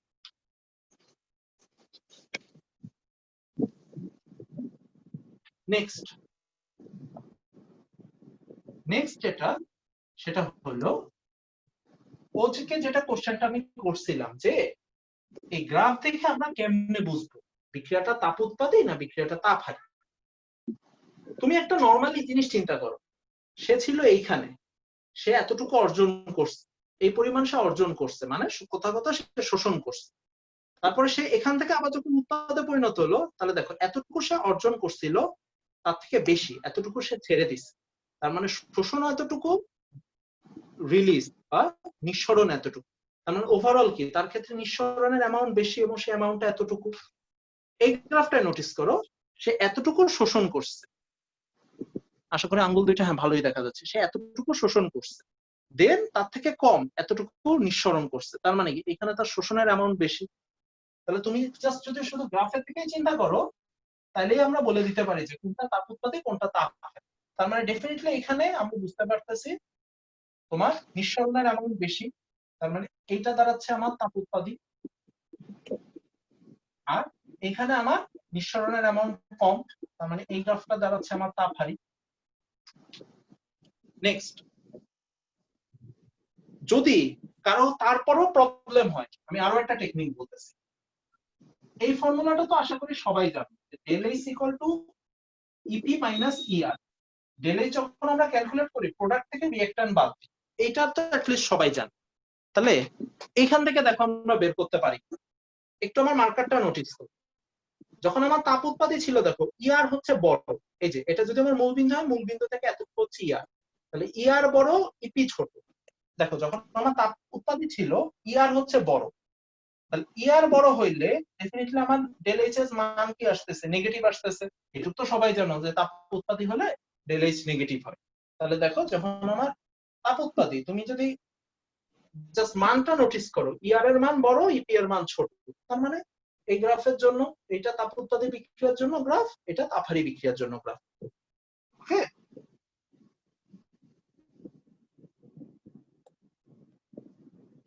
গ্রাফ, এই গ্রাফে কারো কোনো কোশ্চেন আছে কিনা?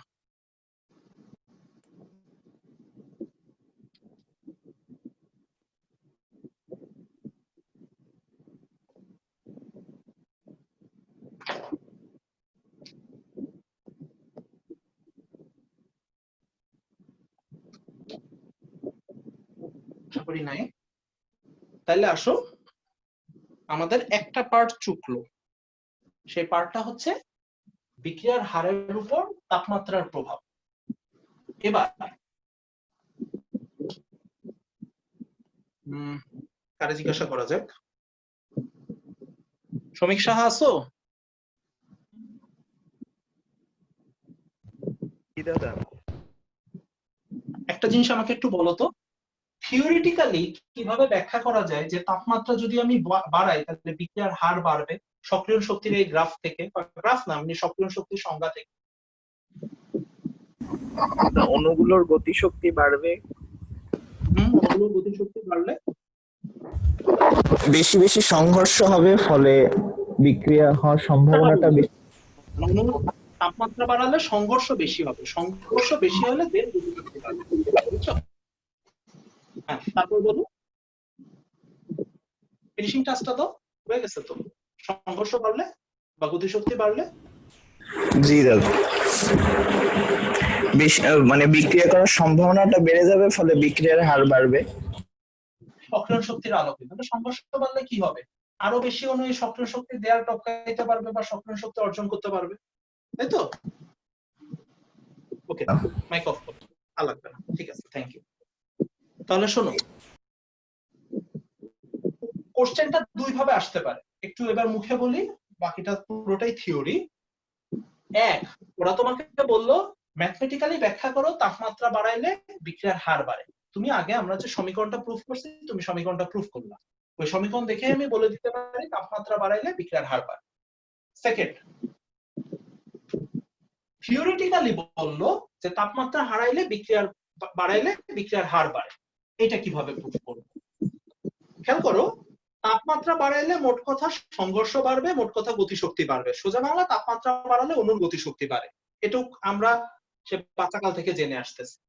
এখন তাপমাত্রা যখন আমরা বাড়াবো তখন দেখো তো এই অঞ্চলে আমার যে অণুগুলা ছিল, অর্থাৎ যারা এই দেয়াল টপকাইতে পারতেছিল না, তারা শক্তি বেশি পাচ্ছে। শক্তি বেশি পাইলে কি হবে? তাদের অনেকে এই শক্তি শোষণ করে দেয়াল টপকাইতে পারবে, অর্থাৎ তাপমাত্রা বাড়ালে বিক্রিয়া অংশগ্রহণকারী অণুর সংখ্যা বেড়ে যাচ্ছে, সো বিক্রিয়ার হার বেড়ে যাচ্ছে। খুব সিম্পল একটা অ্যান্সার। এখন আসো, তাপমাত্রার ব্যাপারটা চুকে গেল। এখন আমরা যেটা নিয়ে মাথা ঘামাতে চাই সেটা হচ্ছে বিক্রিয়ার হারের উপর প্রভাবকের প্রভাব। আমরা বলছিলাম শুরুতে যে দুইটা জিনিসের প্রভাব পড়বে, একটা তাপমাত্রা আর একটা প্রভাবক। তাপমাত্রাটা আমাদের হয়ে গেল, লাস্ট হচ্ছে প্রভাবকের প্রভাবটা করতে হবে।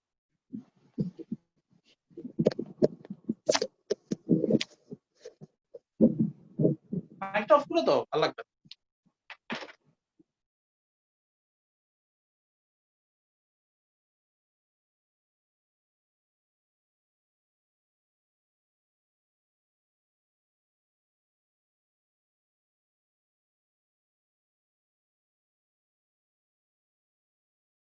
আচ্ছা, এটাও আরেকটা গ্রাফ দিয়ে বোঝাই, তোমরা সহজে বুঝবা।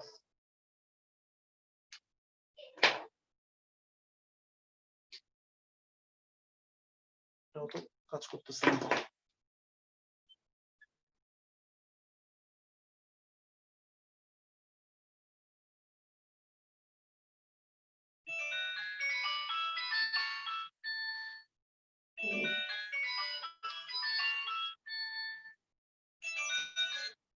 হ্যালো,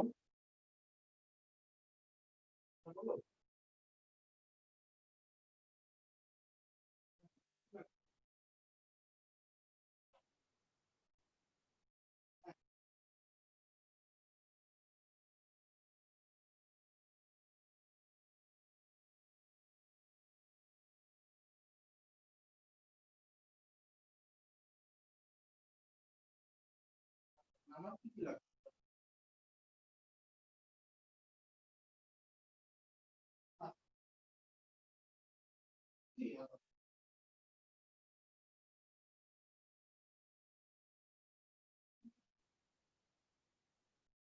আচ্ছা আচ্ছা, ঠিক আছে, আচ্ছা, হ্যাঁ,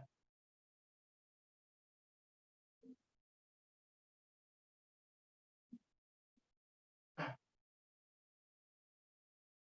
হ্যাঁ,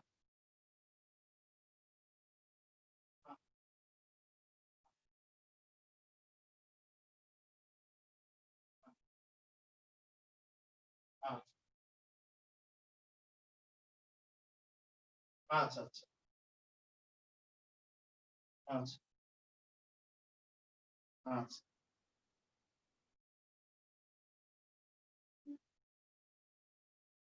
আচ্ছা ঠিক আছে, মানে আমার তো আর আশা লাগবে না, তাই তো?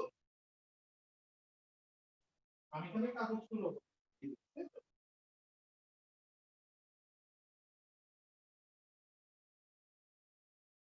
আমার কি, আমার এক বন্ধু, আচ্ছা ওর আইডি লাগবে।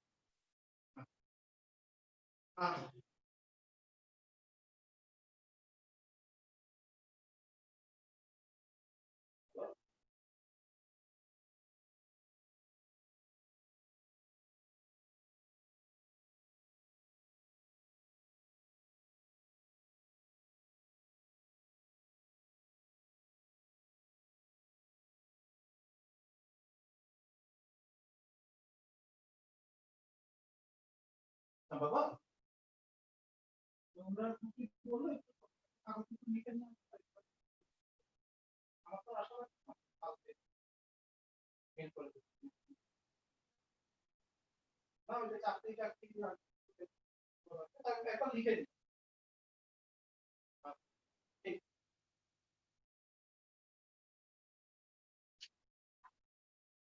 সরি ইন্টারাপ্টের জন্য, জরুরি একটা ফোন ছিল তো। আচ্ছা,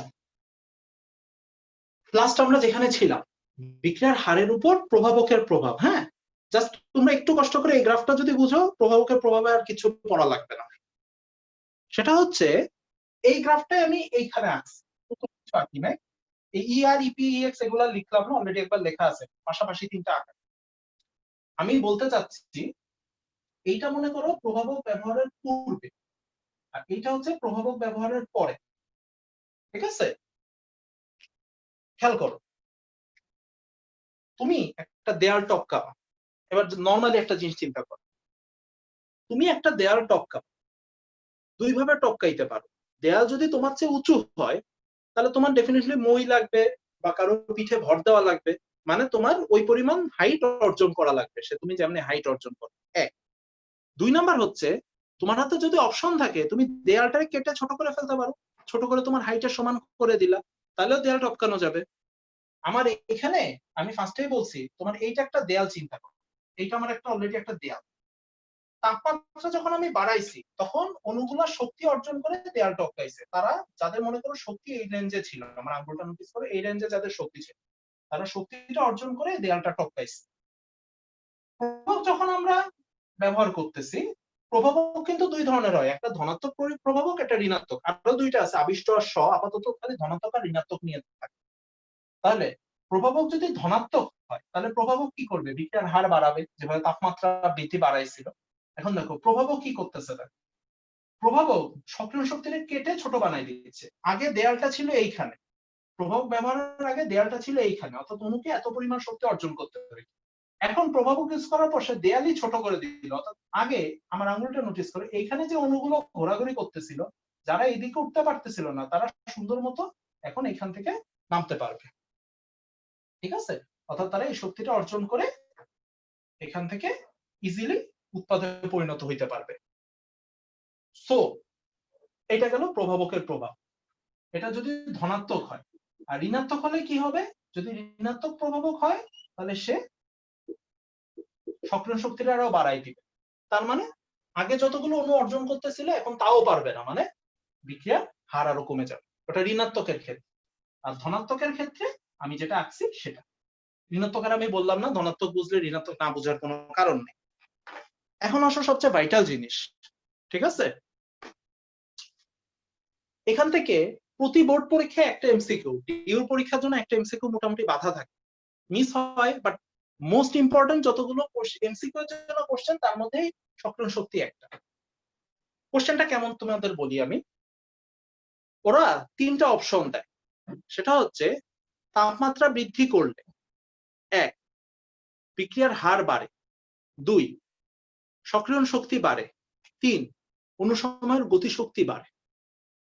এই মনে করো তোমার যেগুলো বহুদ্দীপক থাকে এরকম তিনটা অপশন দিল, যে তাপমাত্রা বৃদ্ধি করলে 1 বিক্রিয়ার হার বাড়তেছে, 2 সক্রিয়ণ শক্তি বাড়তেছে, 3 অনুসময়ের গতিশক্তি বাড়তেছে। তাহলে আমরা এতক্ষণ যা পড়লাম সেটার আলোকে আমরা কি শিখছি দেখো তো। যখন আমরা বিক্রিয়ার হার বাড়াইছি, সরি তাপমাত্রা বৃদ্ধি করছি, তখন আমার বিক্রিয়ার হার বাড়ছে, সমস্যা নেই। 2, তাপমাত্রা বৃদ্ধি করলে সক্রিয় শক্তি কি বাড়তেছে? একটু গ্রাফে তাকাও তো, তাপমাত্রা বৃদ্ধির সাথে সক্রিয় শক্তির কোনো সম্পর্ক নেই। তোমার তাপমাত্রা যত বৃদ্ধি পাও সক্রিয় শক্তি যেখানে দাঁড়ানো ছিল সেখানেই আছে, তার মানে 2টা ভুল। 3, অনুসময়ের গতিশক্তি বাড়ে, ওটা বাচ্চাকাল থেকেই জানি, তাপমাত্রা বৃদ্ধি করলে অনুসময়ের গতিশক্তি বাড়ে। এখন আসো কোশ্চেনটা যদি আমি এভাবে করি, ধনাত্মক প্রভাবক ব্যবহার করলে বিক্রিয়ার হার বাড়ে, সক্রিয় শক্তি বাড়ে, অনুসময়ের গতিশক্তি বাড়ে। খেয়াল করি, প্রভাবক ব্যবহার করলে দেখো বিক্রিয়ার হার বাড়ে, ধনাত্মক প্রভাব ব্যবহারে বিক্রিয়ার হার বাড়ে। দেন সক্রিয় শক্তি, ধনাত্মক প্রভাব ব্যবহারে সক্রিয় শক্তি কি বাড়ে? না, ধনাত্মক প্রভাব ব্যবহারে সক্রিয় শক্তি কমে বা সক্রিয় শক্তি চেঞ্জ হয়। 3, ধনাত্মক প্রভাবক ব্যবহারে অনুসময়ের গতিশক্তি কি বাড়ে? অণু দেখো, অণু প্রভাবকের সাথে অণুর গতিশক্তির কোনো সম্পর্ক নেই, অণু তার জায়গায় চুপচাপ দাঁড়ায় থাকে। যখন তুমি সক্রিয় শক্তিকে কেটে ছোট বানায় দিচ্ছ, তখন যেগুলো আগে অর্জন করে নেয় তারা সুন্দর মতো অর্জন করবে। দ্যাট মিনস ফিনিশিং টাস্ক যেটা, সেটা আমরা আরেকবার করি। তাপমাত্রা বাড়ালে গতিশক্তি বাড়ে কিন্তু সক্রিয় শক্তি একই থাকে, বিক্রিয়ার হার বাড়ে। ধনাত্মক প্রভাবক ব্যবহারে গতিশক্তি একই থাকে, সক্রিয় শক্তি কমে যায়, বিক্রিয়ার হার বাড়ে। তোমাদের ফাইনালি এইটুক জিস্ট যেমনে হোক এইটুক তোমাদের মাথায় থাকতে হবে। প্লাস এই গ্রাফগুলো আঁকা আঁকি এগুলো পারবা, গ্রাফ থেকে কিন্তু ম্যাথ আসে, ভালোই আসে, ওইটা পারবা। কিন্তু তোমাদের আজকের আমাদের যেটু টপিক, সেই টপিকের জিস্ট হচ্ছে তোমাদের এই জিনিসটা মাথায় রাখতে হবে যে তাপমাত্রা আর প্রভাবক দুইটাই বিক্রিয়ার হার বাড়াচ্ছে, কিন্তু দুইটা ভিন্ন ওয়েতে। এই ওয়ে দুইটার মধ্যে ডিফারেন্সটা কি, এইটুক তোমাদের হচ্ছে আজকে ম্যাথের বাইরে এইটুক থিওরি মাথায় রাখতে হবে। আমি ক্লাস শেষ হলে তোমাদের কিছু ছোট ছোট কোশ্চেন দিয়ে দেবো না গ্রুপে, ওইগুলো একটু নিজেরা মাথার মধ্যে চিন্তা করবা, বই খুললেও লাগবে না, ক্লাস লেকচারটা আরেকবার মাথায় নিলে ওই কোশ্চেন গুলো একবার নিজেরা নিজে মাথার মধ্যে একটু চিন্তা ভাবনা করলে বাকিটাও ক্লিয়ার হয়ে যাবে। যেহেতু সরাসরি ক্লাস না, তাহলে আমি সরাসরি ক্লাস হলে তো আমি পুরোটা লিখাই দিতে পারতাম, কিন্তু জুমে তো আর সেটা পসিবল না। সো কিছু জিনিস আমার ক্লাসের পরে আমি দিয়ে দিই, ক্লাস টাইমে সম্ভব না।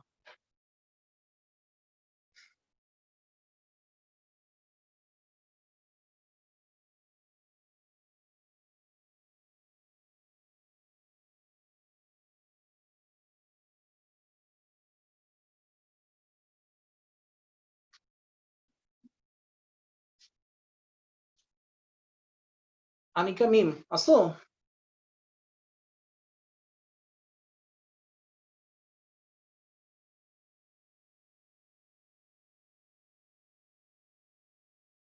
শুনে নাকি? আচ্ছা, লাবিব আসো?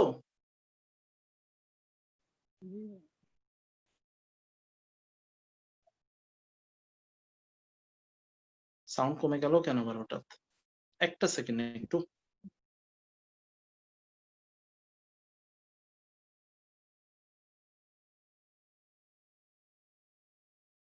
লাবিব আসো?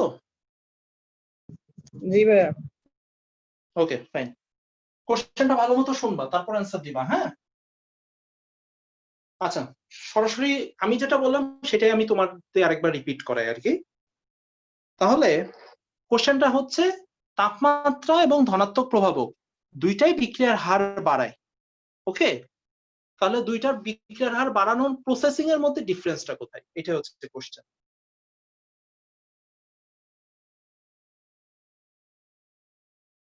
কোশ্চেনটা বুঝছো লাবিব? ধনাত্মক প্রভাব হচ্ছে সক্রিয় শক্তি হ্রাস করে বিক্রিয়ার হার বাড়াচ্ছে। ওকে, ধনাত্মক প্রভাবকের ক্ষেত্রে সক্রিয় শক্তি হ্রাস করে বিক্রিয়ার হার বাড়াচ্ছে, আর তাপমাত্রার ক্ষেত্রে আর তাপমাত্রা বৃদ্ধি করে গতিশক্তি বৃদ্ধি পাচ্ছে, পরে বিক্রিয়ার হার বৃদ্ধি পাচ্ছে। মানে সক্রিয় শক্তির মান একই থাকতেছে, অনুসময়ের গতিশক্তির মান বৃদ্ধি করে বিক্রিয়ার হারকে বাড়াচ্ছে। ওকে, তোমাদের সবার কাছে আমি ধরে নিচ্ছি এইটুকু জিনিস ক্লিয়ার, মানে লাবিব যতটুকু বললো এইটুকু হচ্ছে আমাদের এখানকার জিস্ট, যতটুকু তোমাদের মনে রাখতে হবে বা যতটুকু মনে রাখলে তোমাদের যথেষ্ট, ঠিক আছে?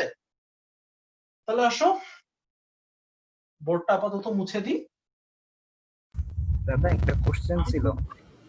অবশ্যই। যে আমরা যে প্রভাবক পড়ি ওই ক্ষেত্রে কি এরকম কোনো গ্রাফিক্যাল রিপ্রেজেন্টেশন দেখানো সম্ভব? দিলাম যে একটা, আর কি? মানে আবিষ্ট প্রভাবকের ক্ষেত্রেও কি এরকমই হবে? ও আচ্ছা, আবিষ্ট প্রভাবক ওগুলোর জন্য হ্যাঁ, কোন জায়গায় গ্রাফ পাইছো কিনা আগে সেটা বল, নাকি নিজের মাথা থেকে বের হইলো সেটা আগে জেনে নি তারপর বলতেছি। না দাদা, এমনি কোশ্চেন করলাম আর কি। মানে কোথাও তোমার দেখ নিজের মাথা থেকে বের হইছে তাই তো কোশ্চেনটা? কোথাও দেখোনি তো? না। তাইলে ঠিক আছে, যেটা বের করছে সেটা ঠিক আছে। অন্যান্য প্রভাবকের জন্য অনেক কমপ্লিকেটেড অনেক কিছু আছে, বাট ওগুলো আমরা সচরাচর ইন্টারে দেখাইতে চাই না। তার কারণ হচ্ছে নতুন করে দেখানোর মতো কিছু না, ওগুলো সব হচ্ছে প্র্যাকটিক্যাল কি, বুঝছো? যে আবিষ্ট প্রভাবকের ক্ষেত্রে, অটো প্রভাবকের ক্ষেত্রে কিভাবে কাজ করে। আমরা জাস্ট ধনাত্মক আর ঋণাত্মক এই দুইটা দেখাই খুশি। তাহলে ধনাত্মকের ক্ষেত্রে সক্রিয় শক্তি কমে, ঋণাত্মকের ক্ষেত্রে বাড়বে, এইটুক গ্রাফই যথেষ্ট। আর এখানে অনেক ভ্যারিয়েশন আছে, আরো কিছু ব্যতিক্রম আছে। তারপরে প্রভাবক উত্তেজক ব্যবহার করলে, প্রভাবক বিষ ব্যবহার করলে, এগুলোর জন্য কিছু মানে এক্সপেরিমেন্টাল ডাটা পাওয়া যায়, বাট ওইটা আপাতত তোমাদের দেখাবো।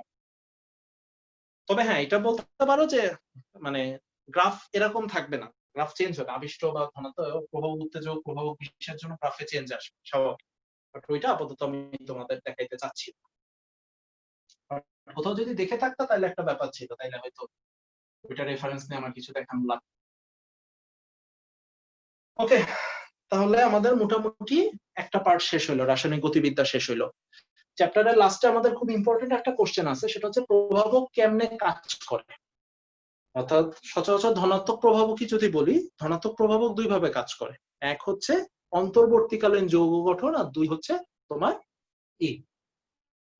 অধিশোষক। এখন কোন প্রভাবক কিভাবে কাজ করবে এইটার একটা ছোট একটা নোট বানানো ছিল আমার, দেখি খুঁজে পাইলে আজকে গ্রুপে দিয়ে দিব না, নাহলে কালকে নতুন করে লিখে আমি দিয়ে দিব না।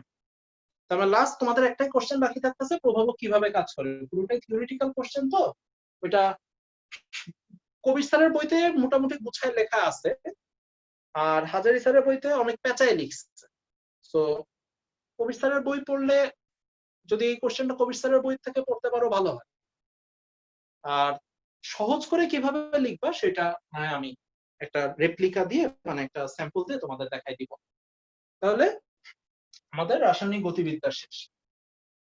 আরেকবার একটু আমরা করি, তোমাদের পরবর্তী দিনের কাজ খুব সিম্পল, ছোট্ট একটা কাজ। পুরাতন হাজারি 13 অধ্যায় যেটা আমাদের ছিল, সেটার অনুশীলনী পুরোটা আমরা শেষের কয়েকটা বাদ রাখছিলাম। ওইটা যারা 1 থেকে 10 করে ফেলছো তারা তো হয়েই গেল, আর যারা করো নাই তারা আর কি পুরোটা, মানে 16টা পর্যন্ত প্রবলেম আছে, তার মানে 1 থেকে 16। যারা আগের দিন করো নাই আজকে করতে চাও তারা আর কি অনুশীলনী পুরোটা। এটা পুরান হাজারি বই, দেখো আমি গ্রুপে দিয়ে দিচ্ছি, যাদের কাছে পুরান হাজারি বইটাও নাই আমি গ্রুপে পুরো বইয়ের পিডিএফ দিয়ে দিচ্ছি।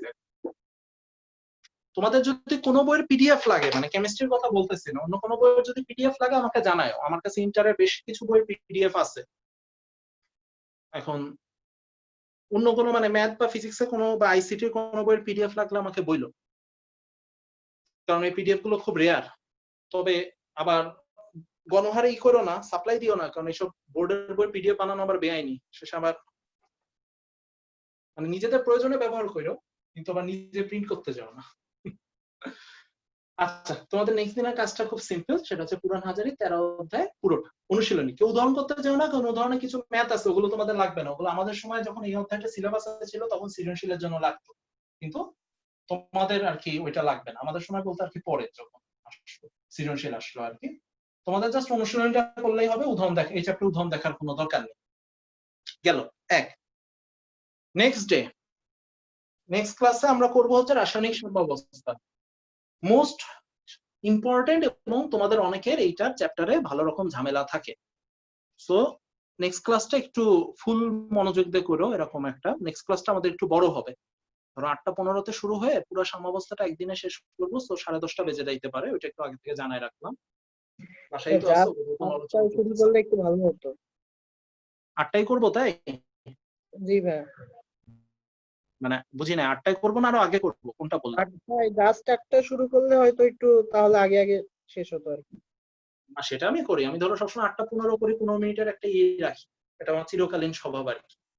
সবসময় ধরো অনেকের কোনো কাজে আটকায় যাইতে পারো, কেউ বাসার বাইরে বাইর হইতে পারো, বা অন্য কোনো অনলাইনে অন্য কোনো কোর্স করতেছো, ওইটা হয়তো জাস্ট 8টায় শেষ হবে, এরকম হইতে পারে। এই কারণে আমি সবসময় 15 মিনিটই রাখি, ওটা ব্যাপার না। তাহলে আবার বলতেছি, তোমাদের নেক্সট ক্লাসটা হচ্ছে রাসায়নিক সাম্যাবস্থা। অনেকে আজকে ফার্স্ট ক্লাস করছো, ওই মাঝপথে ঢুকছো, চ্যাপ্টারটা একটু অসুবিধা হবে, ওটা যাই হোক, ওটা নিয়ে আপাততই নেই। নেক্সট সাম্যাবস্থা পড়তেছি, ওইটা সবচেয়ে ভাইটাল তোমাদের ইন্টারের জন্য, প্লাস অ্যাডমিশনে তো বলেই দিলাম। তো নেক্সট ক্লাসটা একটা বড় ক্লাস হচ্ছে, এটা মানে বড় ক্লাস বলতে ইম্পর্টেন্ট ক্লাস হচ্ছে, এটা একটু মাথায় রেখো। আর এই অঙ্কগুলো যদি পসিবল হয় তাহলে অঙ্কগুলো বাসায় নিজেরা ট্রাই করো, ঠিক আছে?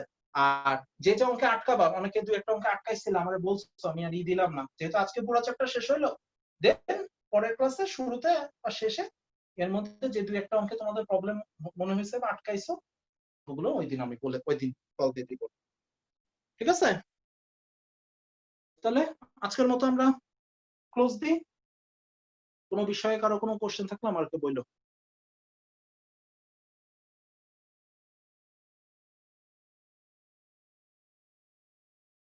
নাই, তাই তো?